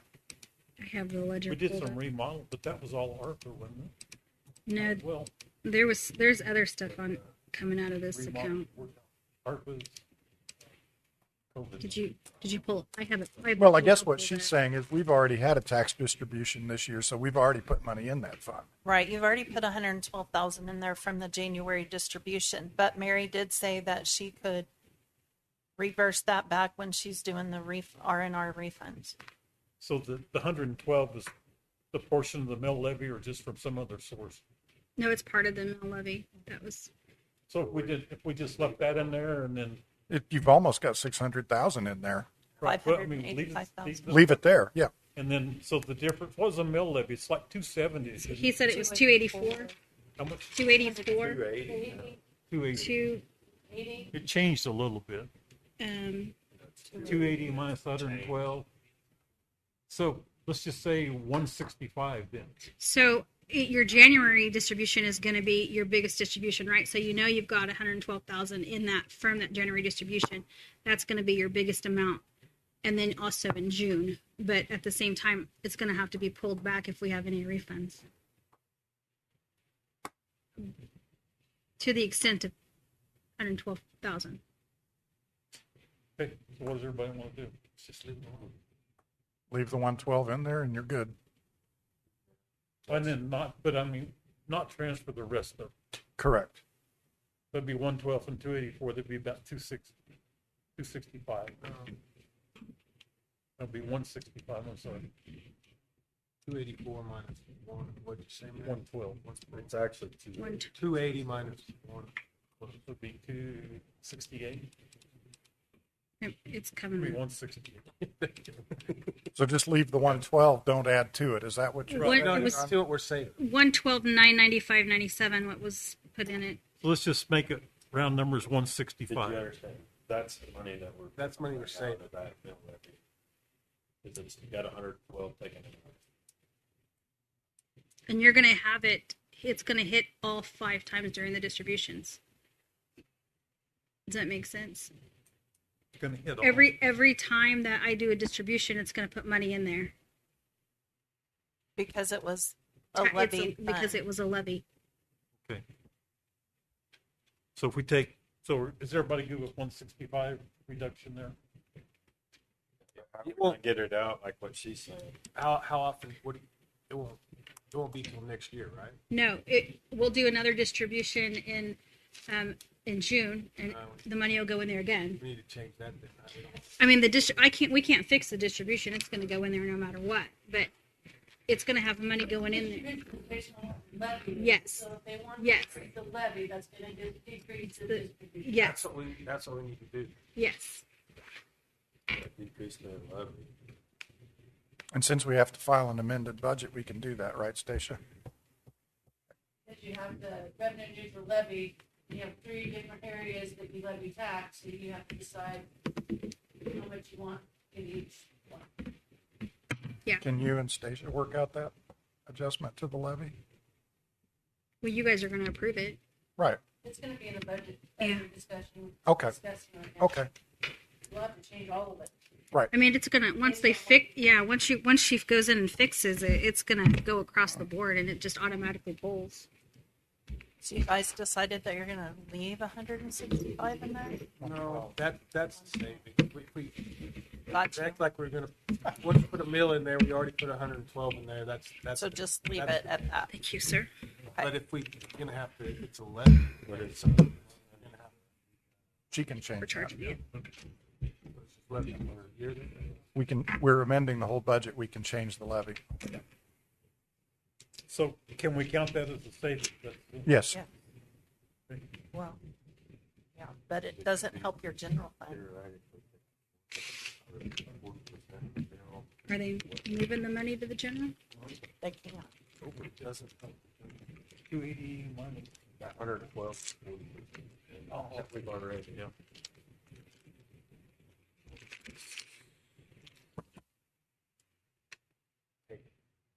That makes sense. How does it not help the general fund? But I think it does because we're just. We wouldn't transfer the whole amount. Yes. It would still help it, wouldn't it? It would, Increase the levy in the general. because you're going to decrease the transfer. Yeah. Yeah, that's how I. Right, Mary? Okay, county council. Looks kind of probably too light, it's kind of unknown. Courthouse.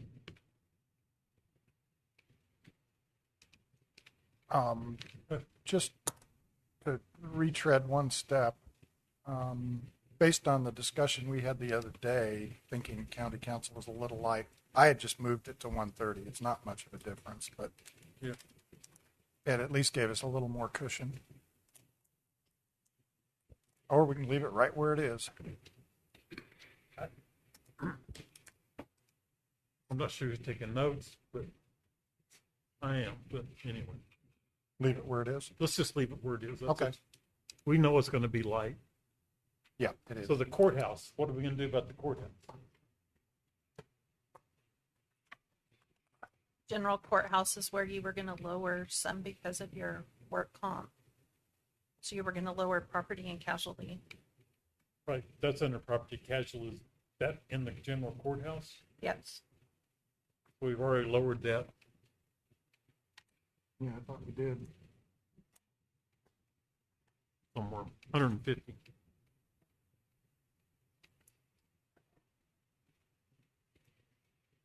What other goes in the courthouse? Just All your postage. Utilities. Yep, all your utilities. not much labor involved in that? There's no labor in general courthouse. Okay. So we already reduced that earlier by 150. 150. Okay. Seward County Development Corp. Shows 350, but that's not correct either. That includes the city money. So our actual cash in, cash out for the county is 200, correct? Yes. So we're accounting for the city money in our income. To get budget authority to pay the payroll and everything. And then your city money is in the revenue line item. Okay, so that's as it is, we can't change it. That's by obligation, that's where we're at.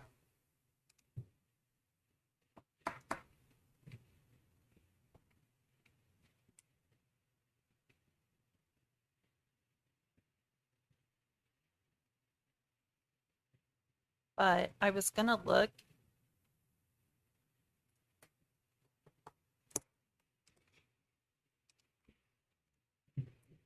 To see what he put in revenue for the city portion.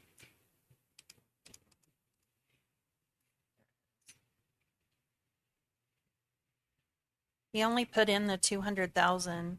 As far as I know, I have not been contacted by the city to say they're not going to do the 330 again. Okay. But we do the, sorry, I was just thinking, because we do the refund to them for their general operating budget after the salary and benefits are paid. And I think this year that refund's 112,000. So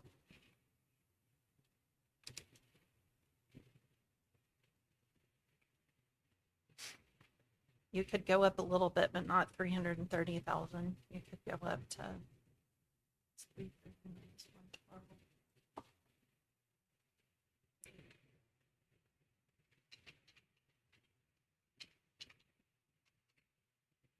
218,000. But we're counting over on the income side for some income too. The only income that you're doing on the income side is the money that you're getting from the city of Liberal. That's what I'm saying. Yeah. Right. So, but we're still obligated for 150 plus 50,000 For benefits. 200,000. Yes. So we can't argue. I mean, that's by contract. So employee.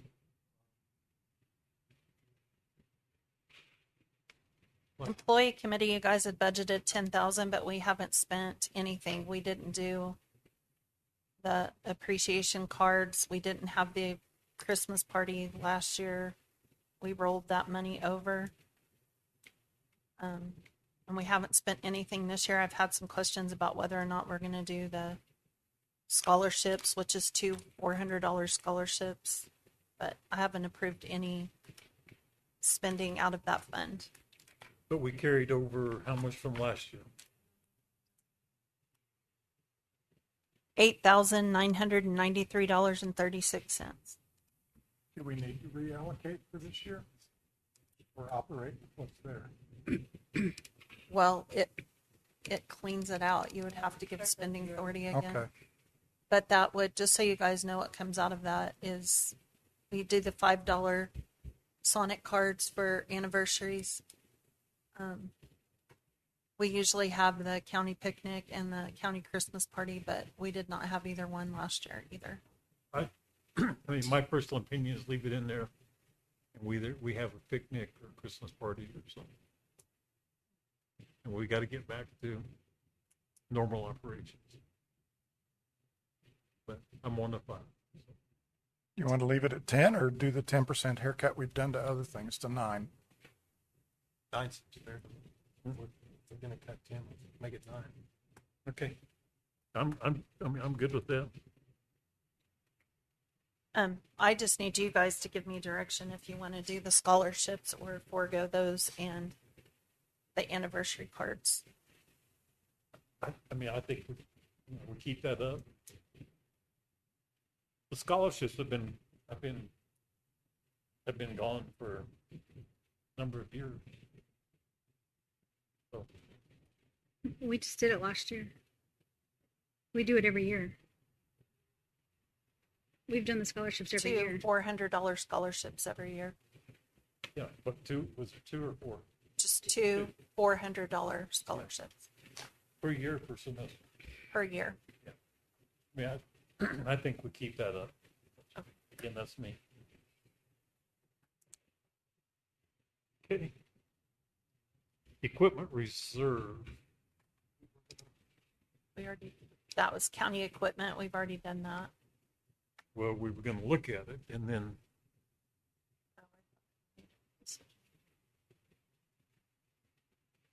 figure out where we were at the end of the day. And we're pretty much get to the end of the day, and we still need $1.4 million. So on county equipment at the end of the year, you had a cash balance of $305,821.92.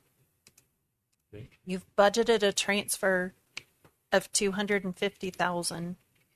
How much? $250,000 But as we discussed earlier, you've only approved additions of 136,500 this year. So I thought you were going to reduce the transfer, which would save you money in the general fund.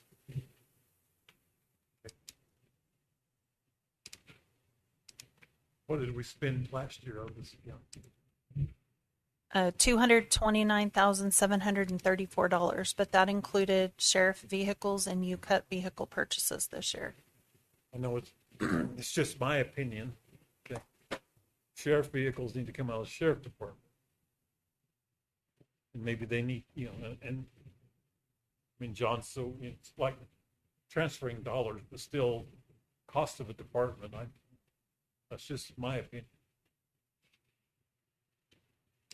We just need you guys to decide how you want your budget to, or how you want your chart of accounts to look. We've always done, anybody that's in the general fund, which the sheriff's office is, then we've purchased all of equipment out of the any capital improvement purchase has come out of the county equipment fund. Okay. So what do we want to do in equipment reserve? Can't go very long without when you without buying. No, you got to buy new sheriff cars. You got to buy new. We did, you know. We have to do something. The county has been, just for the new ones, very conservative with our vehicles. Usually the new ones go to the sheriff's department and then we pass down the sheriff vehicles to the other departments that need them. But we don't buy a lot of new vehicles other than Very rarely. sheriff. April's driving a 2014. sheriff department. But that's not general fund anyway. Is it? Yeah. Your county equipment is not. Are you on account 330? No. Which one are we working on then? Sorry. You're working on county equipment. They were just saying how we pass down sheriff Oh, I see what you're vehicles. saying. Yeah. Okay.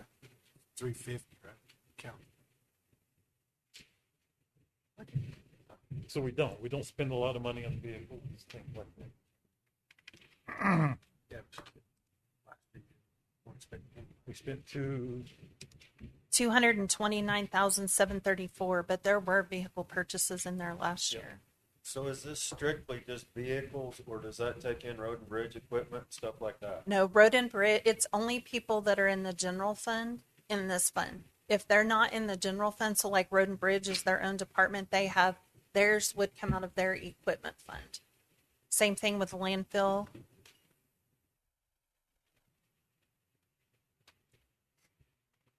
when we got buying 284 last year. I'm agreeing that I don't think you need to transfer 250,000. I just need you guys to decide what you want to transfer. What's in there now? 305,821. So instead of transferring let's transfer 100,000 because that's plenty. Yeah, that's just Yeah. So 100,000. So we're gonna. Well, that's 150.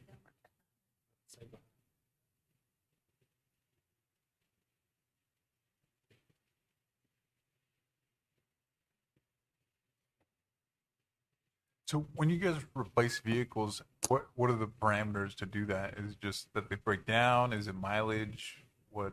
Sheriff departments either break down or wear out. I got you. They get a lot of miles. They get a lot of bad miles up and down county roads. Yeah. Would it be better to figure out like a schedule and to then budget it out? So basically, like, well, we're gonna. They kind of do, but it's kind of hard when they mileage out.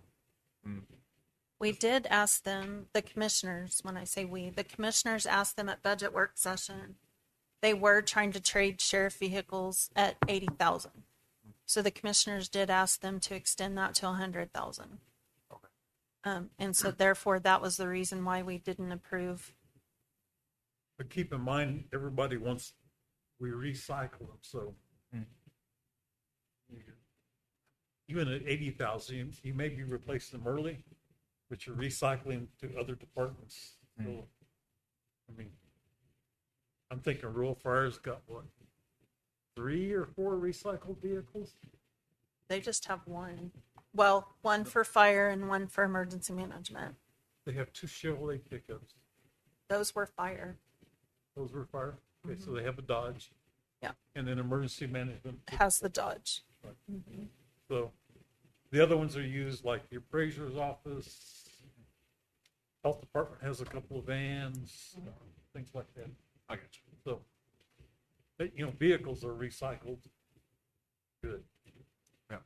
Now, there are some times where, due to the wear and tear, depending upon how they've been used in the sheriff's office, that we have to do some work to maybe the front ends or some shocks or some different things. But Okay, HR.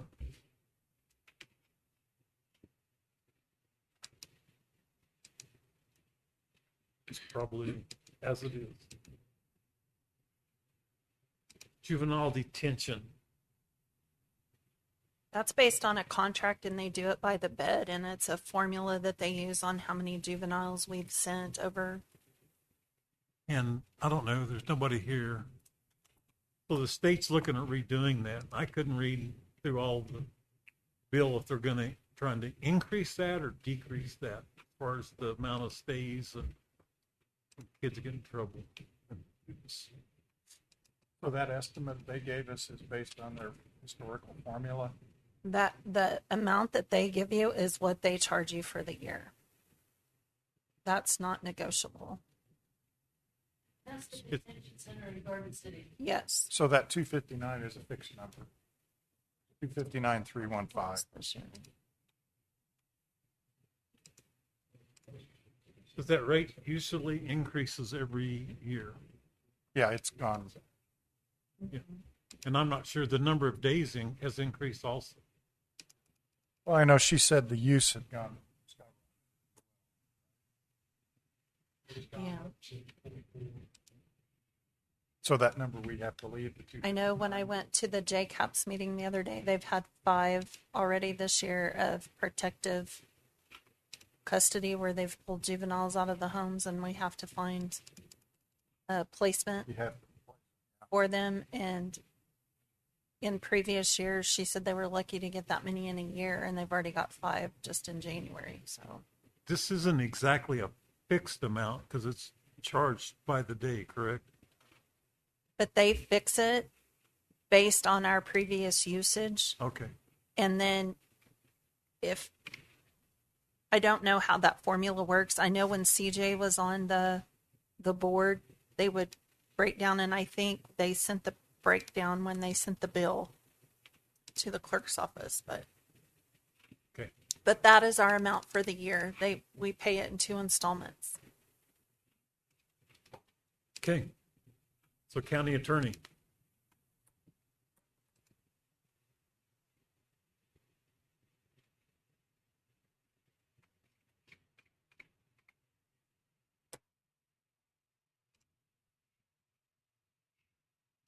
There's a huge increase there. What happens if we do a 10% haircut on that?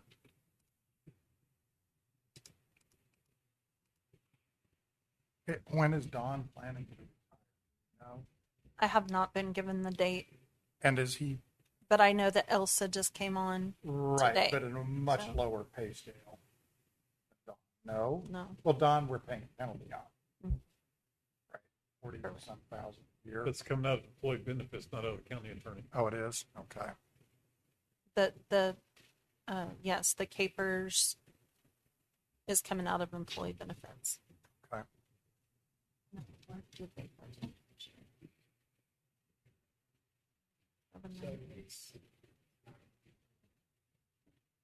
Okay, so he requested the same amount as what? Oh, yeah. 796 is what he requested.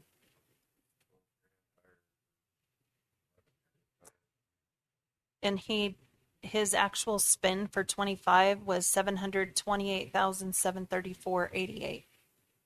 So he had So we went 56,000. No, he was under. He was under 56,246. Okay, my numbers are 3 weeks old. That's why it's not in there.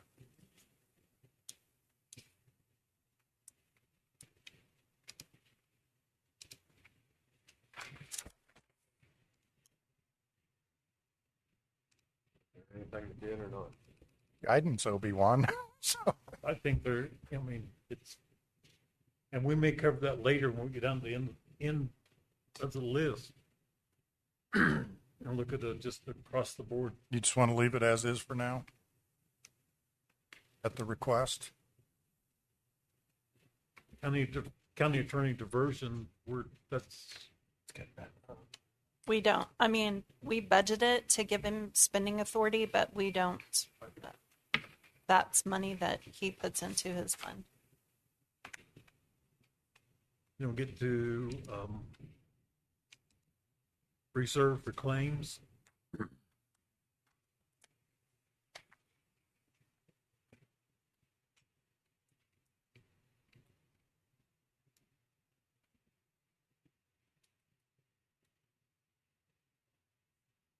We only, according to the sheet, we only spent 138,000 this year.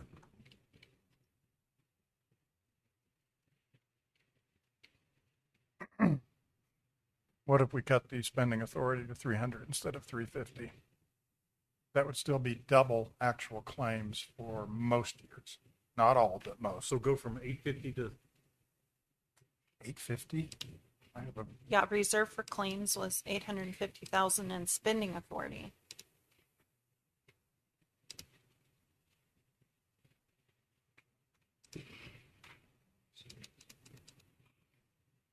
somehow I've got a very different number than that. I can't tell you why. reserve for claims. Catch all. Reserve for claims is where you've put aside the money for your Conestoga.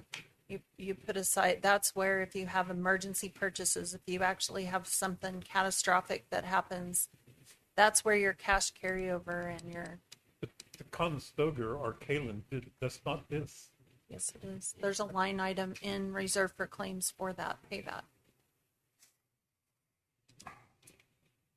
What's the fund balance now? Getting there.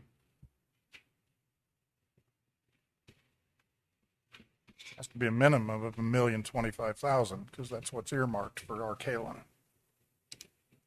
But there should have been $1 million carryover. Well, that's from last year. Right.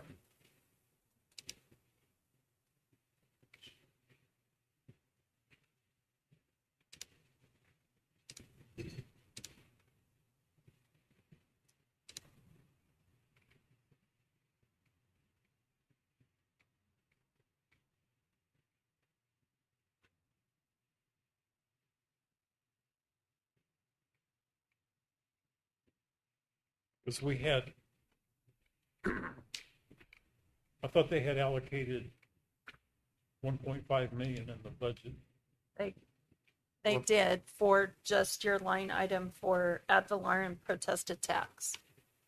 And then you had the $1 million carryover already, so 2.5 plus, I think you guys were doing another 350,000. That's where your 350,000. Okay. I excluded the arcade one stuff because I thought we would deal with that separately. So this reserve for claims is. Oh, I have it in here separately. That's why. 2.5 is in the account right now. No, there's one. Well, $1 There, million in. 1.5 was going to be on the budget that you levied for. Yeah.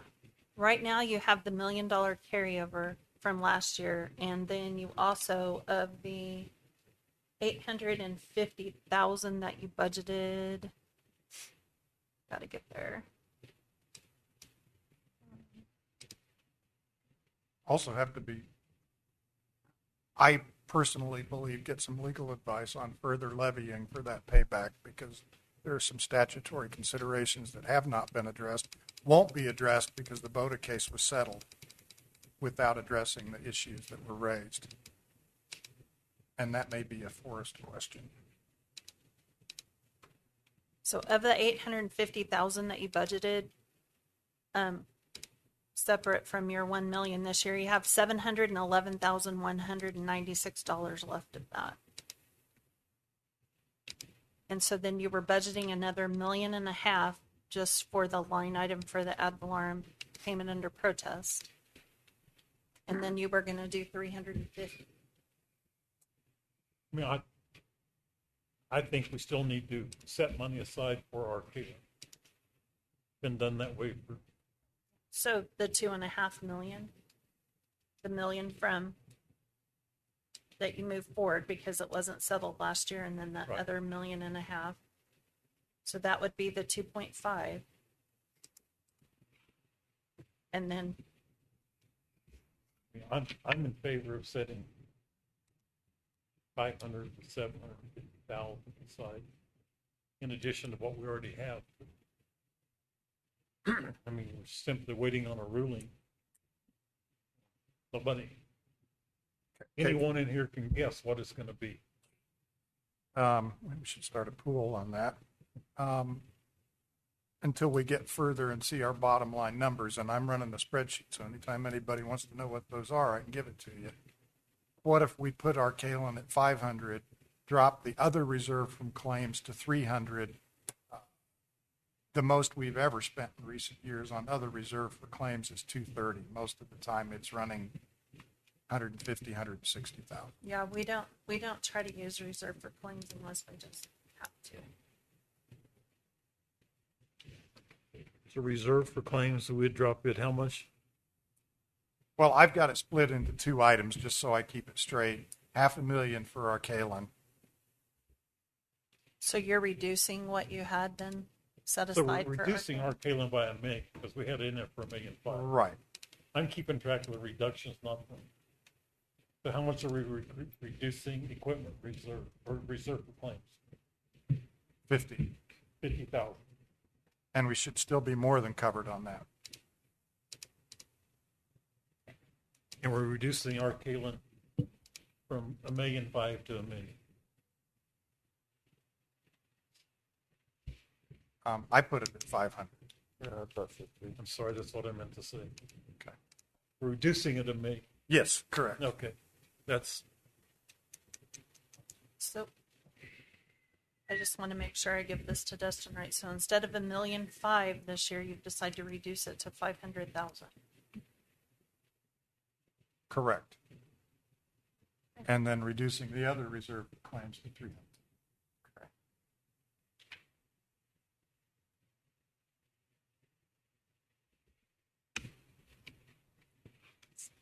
Is everybody agreeing on that? I'm getting some puzzled looks. That's the reason I was asking. So at the I would end, like to, I mean, I would like to do the Arcalen at 750 instead of 500. Again, there's 5 of us. What was it before? $1.5 million?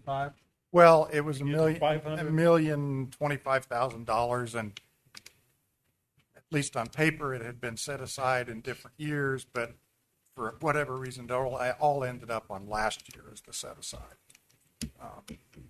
I can't remember. So 24, we did 500, 25, 500. That's where your million comes from. And this year they were proposing to make 5. For a total of 2.5 million that you were setting aside for the payback. So instead of $1.5 million this year, Todd would like to go to 500. I would like to go to maybe 750. Well, I'd like a legal clarification because there have been substantial objections raised to levying for an unknown. Right. And before we get too far into that, and I'm not saying your numbers aren't right, we just need an opinion from Forrest on that. We can get a quick opinion from Forrest. But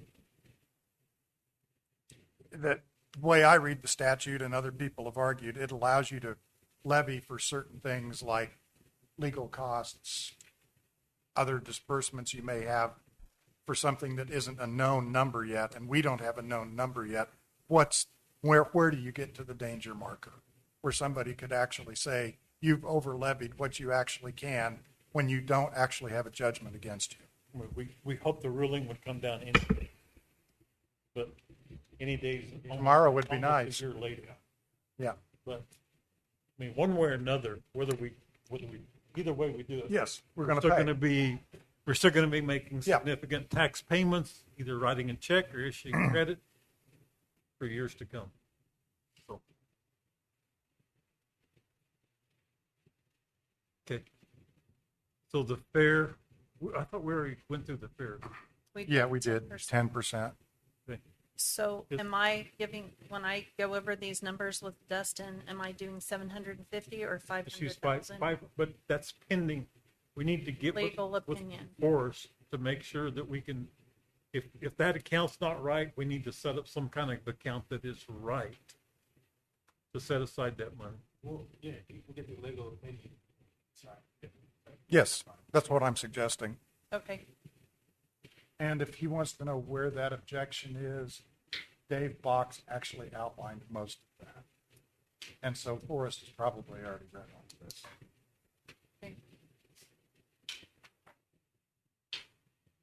Okay. Court clerk.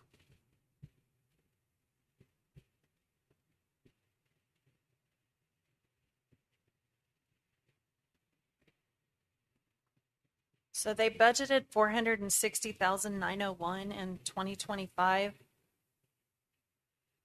They only spent 350,555. So they had 110,345 remaining. And I need to see what they, But is this where juror fees come out of? yes. And so those have greatly increased from like $10 a day. It's going to $30, $50 a day for this year. I think so. Nobody want, I mean, You can't get anybody to do it. can't get anybody. And that was kind of the going rate for the year. So a 4-year average for the clerk of court is a little over 300,000. Against that, she will have an estimated 30,500 in basically miscellaneous income.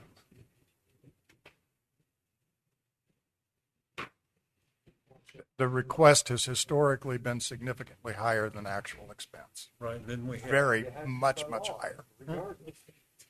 What's that, jury duty? Anyway. So they had an increase ask of 466,440 this year. Yep.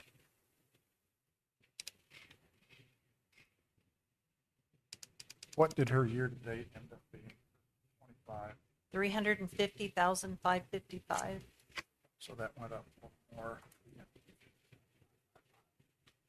And we changed the juror rates mid-year, didn't we? Yes. Does that 350 account for her revenue or her revenue is? No, her revenue's separate. Okay. And I can give you those numbers.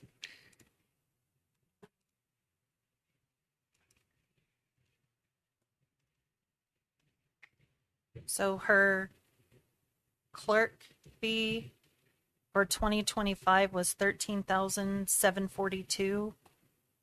The attorney fee for county reimbursement was 22,320, and miscellaneous fee of 1,589. So we were very conservative again on revenue. So we had clerk fee of 12,000, attorney fee, county reimbursement of 11,000, and miscellaneous fee of 1,000.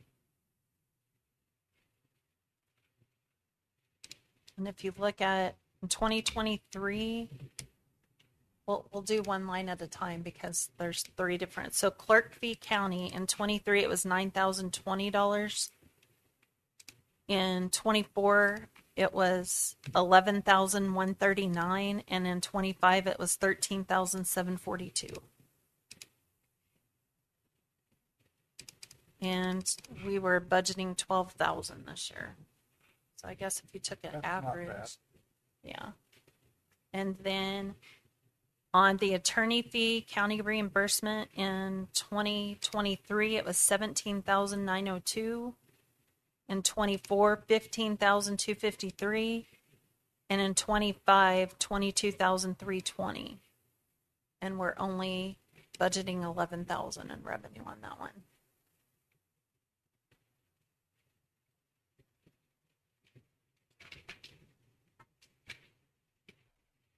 So if we budget an additional of all those 3 items, 10,000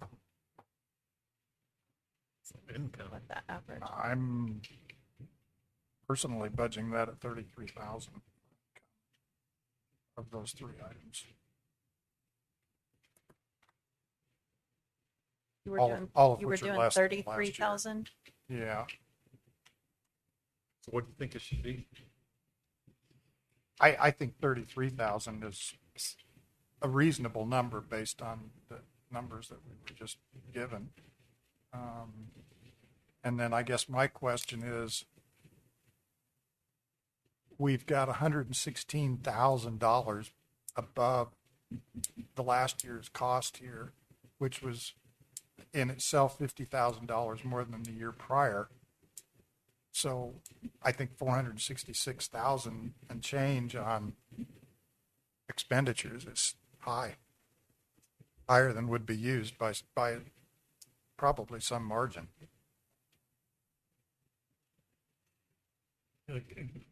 Again, I'm not sure how much it is, but the juror fees have increased significantly. Right. $100,000. Yeah, I don't see that. Probably not.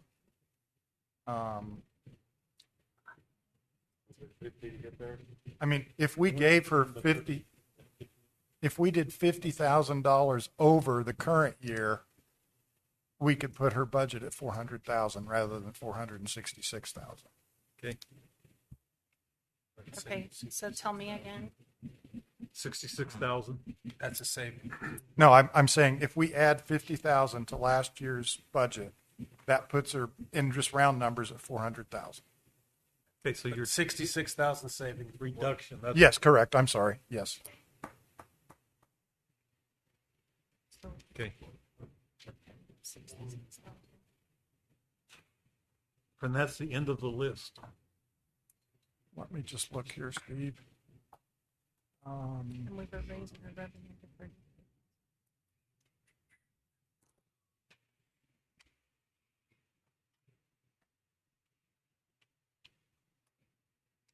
Did we do anything on county clerk? I didn't make a notation.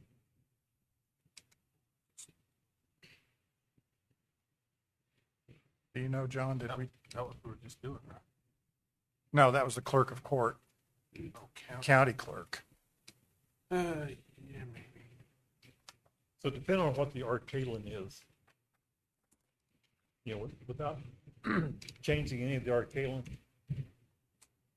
we're like $1.2 million short. Here's the numbers I've got, general fund. I'm just figuring on the 4.8 million reduction.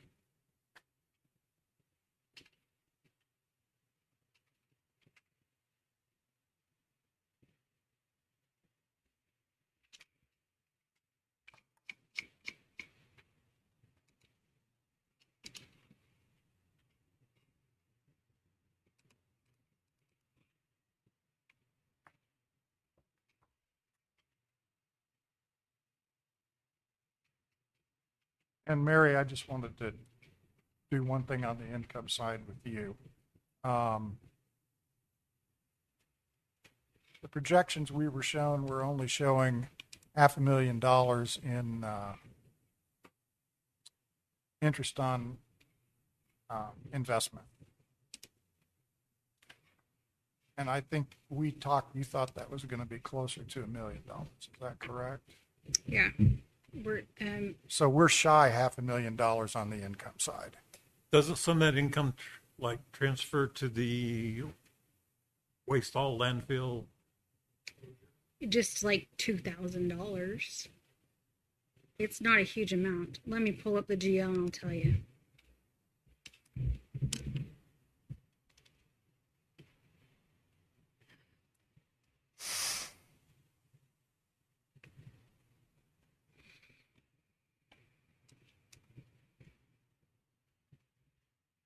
As long as our rates stay good. Which I think projections where the interest was going to be going down somewhere.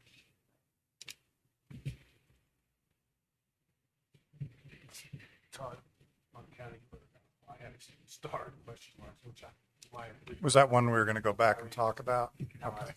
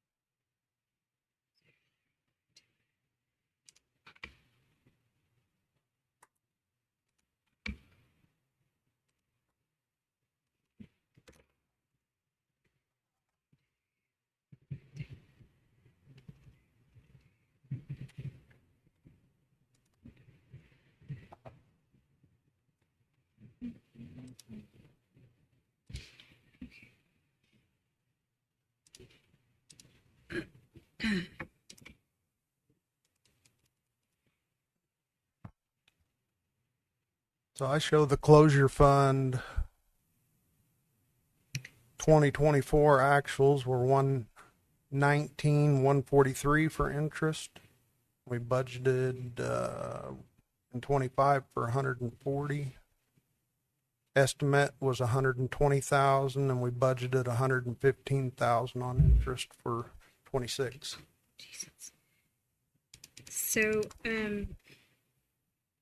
okay, so the DOG season forfeiture, they got 1437.69 end of year.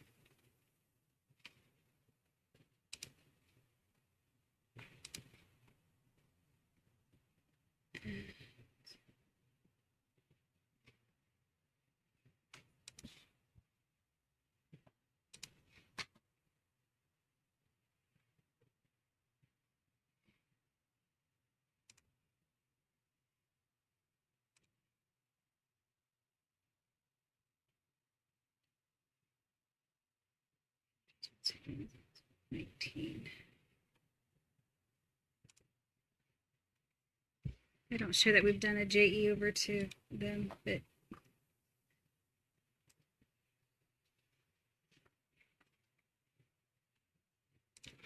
Todd, so with that number that you have, is that using the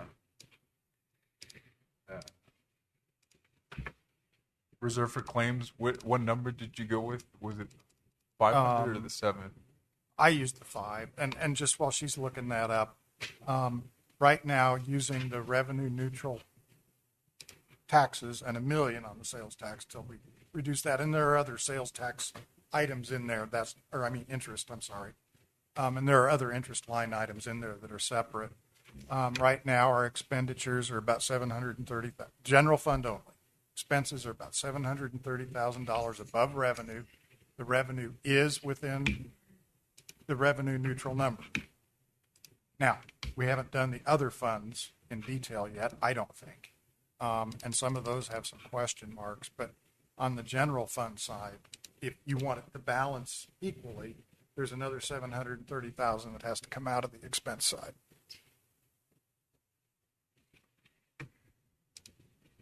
And I'm leaving landfill and waste haul out of this completely, just assuming they operate at a, revenue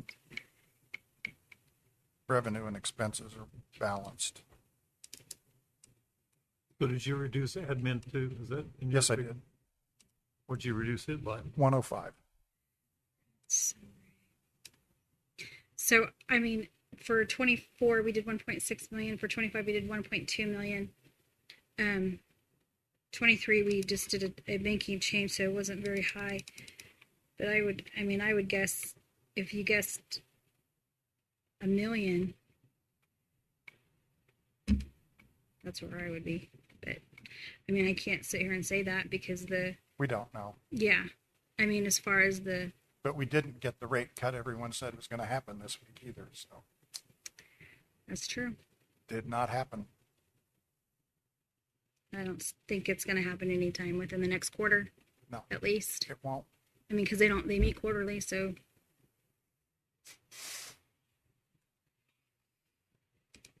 So if you want to bring it in line, I know he's been conservative. If you want to equalize revenues and expenditures, we need to cut another roughly $730,000 in expenses. That's where you are. Pretty close. So I added the admin. I didn't have that in. Oh, okay. I come up with, not including Arcala, like $3 million somewhere. So far, we should be pretty close. And I can update this and send it. We might be 1,000 off here or there because sometimes I wrote estimates. Yeah. I wrote round numbers. Yeah, that's what I was doing, round numbers. So is the goal? It's about $1 million shy, really. So is the goal to make these revenue and expenses equal for this year? General fund? But we need to make sure that we have carryover also. Because otherwise, we're going to be back at the table again next year. If they're even, we'll have to. If we have if we're even, the carryover from this year should be the same next year, which is significant. significantly different than we thought it was a week ago. So you're at about 5.7 million in the carryover, which is certainly within the normal parameters as I understand. How much? You said it's about 750. In round numbers, 750. So, I mean, we've been through all these. I know some departments have got cut, some didn't get cut, things like that. I would just look at we do a 3% across the board budget cut, it's about 600,000. The only open question we had was if Linda has updated her event center revenue projection. It's going along with the history. If you look at the history, it's right in line.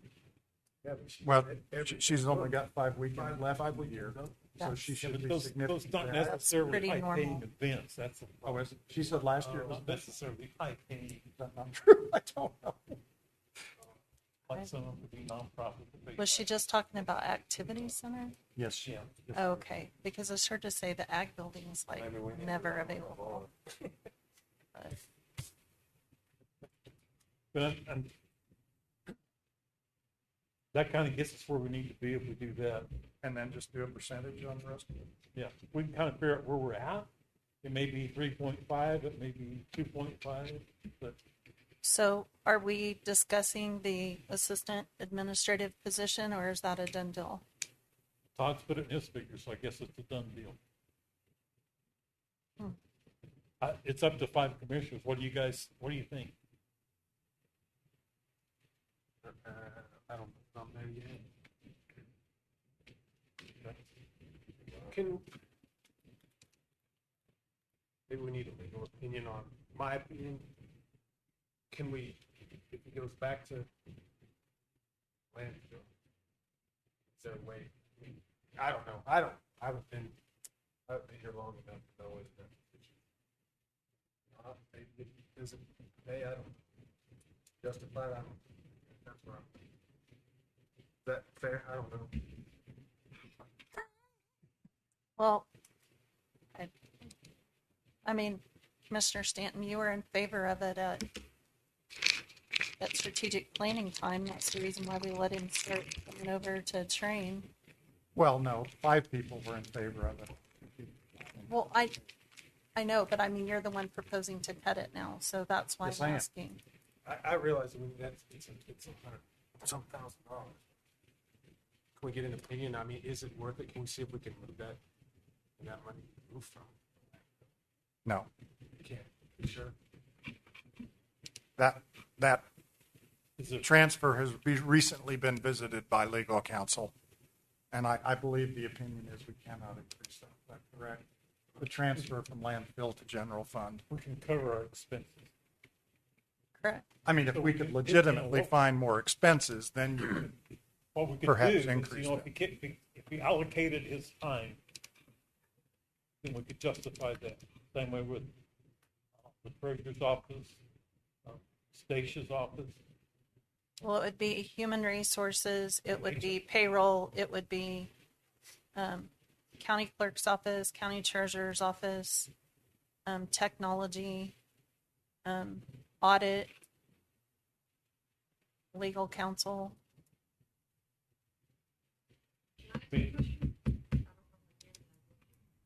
If we're gonna cut that position, we've been working on stuff like with the departments being broke out, like some of them being able to underneath the rock. Should we halt those things that we're putting in place until it's decided, or? I mean, I don't want to do work on certain things if we're not gonna actually, and I know the other departments look like that, you don't want to do the work if it's not gonna stay. Just curious.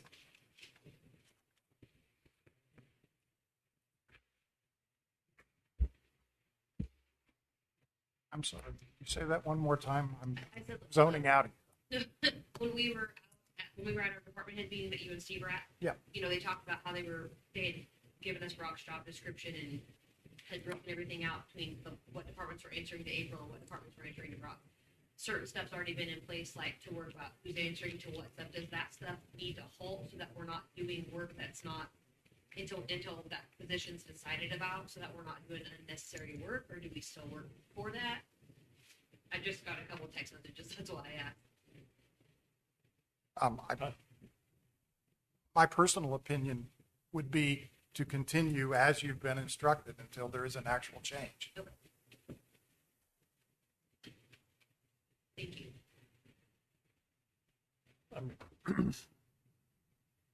We were dealt a tough hand. We got to deal, we got to make it work. I know. I'm just saying, at the department. Yeah, head, I would work in continue field. ahead till we get this finalized and see where we're at. I'm sure if Brock goes back to the landfill, he's not answering your questions or work back and forth with everybody. Yeah.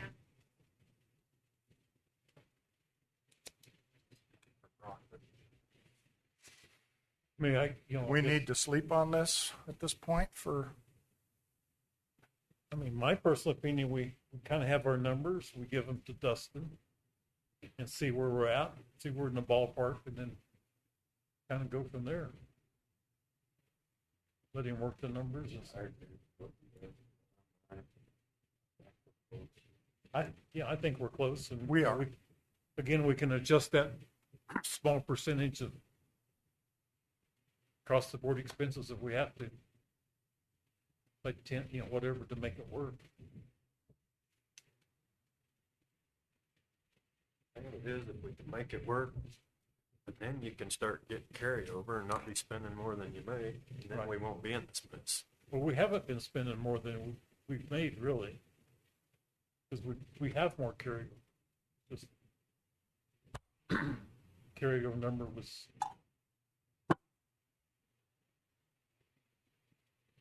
Yeah, we're carrying over about 2 million more than what we budgeted. We have departments that aren't spending their budget.